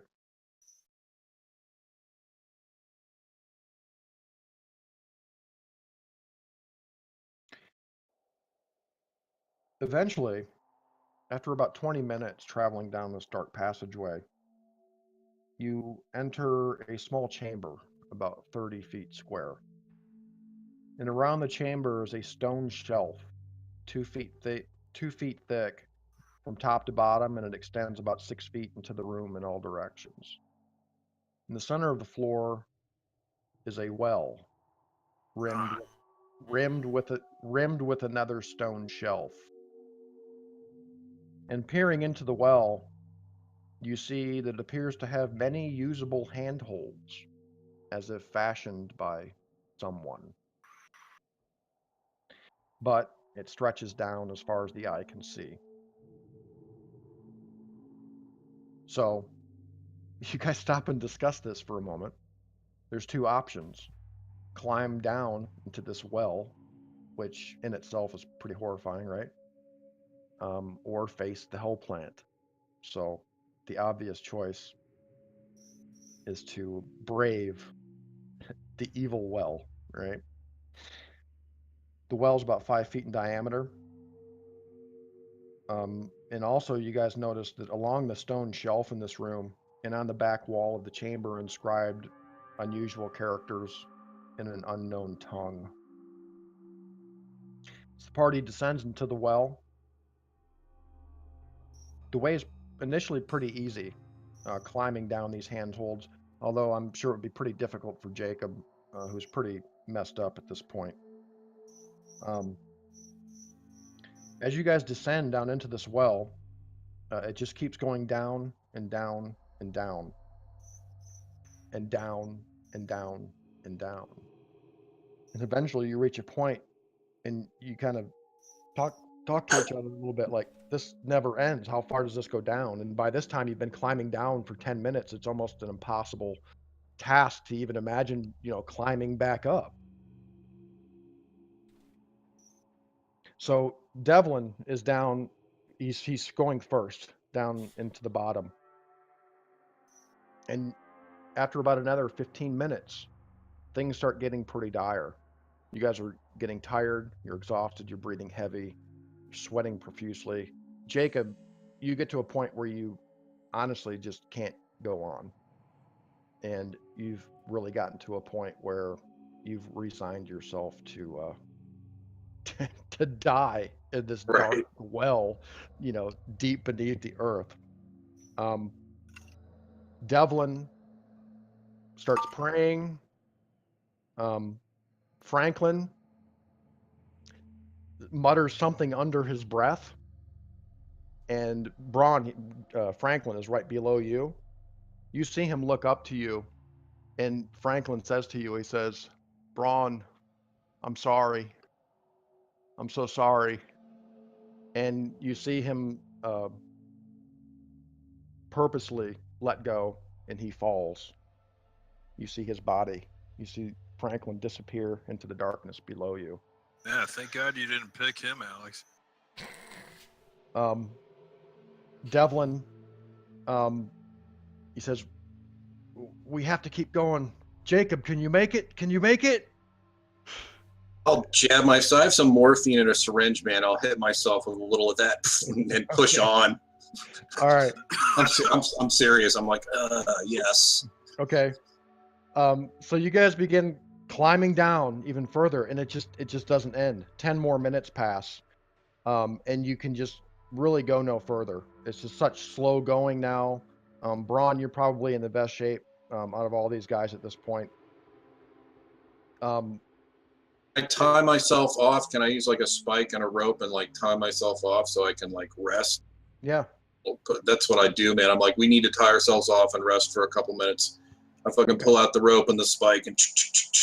Oh, Okay. that's a great idea. All right, let's do it. All right, you Start do. praying to Shub Nigerot. Yes. So you do, and you rest, and you continue after your rest, and it keeps going down. Actually, give me, both of you guys give me a strength ×3 test, please. Just roll a percentile, a D100. It's going to be a fairly hard check. I need to roll for double.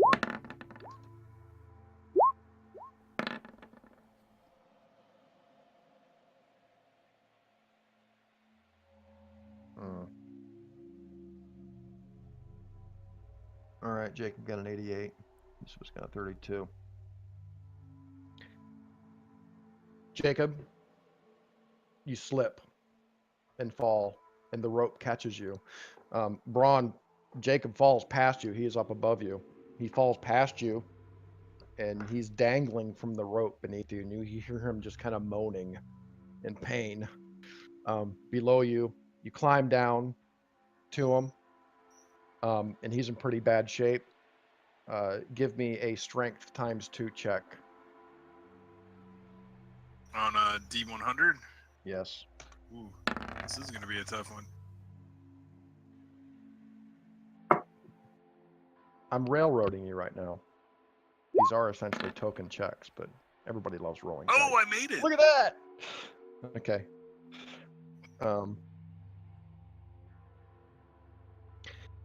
You guys are, he's kind of hanging there, and Braun, you've kind of got Jacob kind of holding him, you know, and you're just hanging on with one hand, and you're trying to get him to hang. You're like, hang on, Jacob, hang on, take my hand, take the run, hang on to it. At that point, you hear Devlin lets loose, and he screams, "Ah!" Falls. And give me a strength 1 check, Broad. Let's see how awesome you really are. So this is a strength times what? Just a raw strength ×1. score? Roll a D100. Oh, God. All right. Here we go.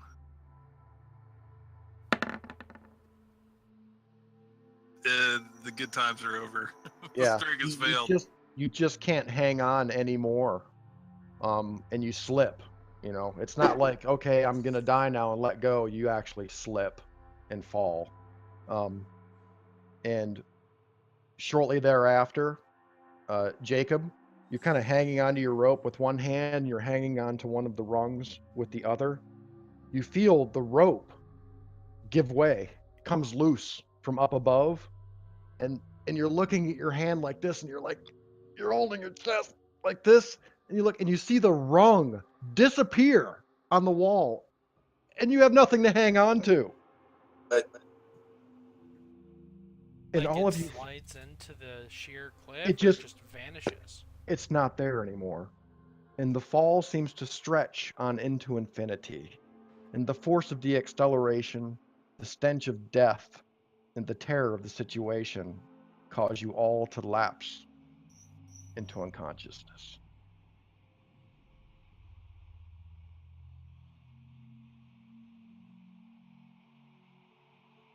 The next thing you know is that the 4 of you lie naked and weaponless on a cold stone floor. The air smells dank, and you're in complete, utter darkness. And that's where we'll stop. Oh, man. 7 days of being naked in the cold, dank floor. That sounds tough. The fall down this well literally almost seemed infinite to you guys. I mean, it was you falling and falling and falling and falling until you just eventually just everything goes black. Is it one of those scenes where we're like, ah, ah, ah, ah. No, eventually, I mean, it even goes beyond that.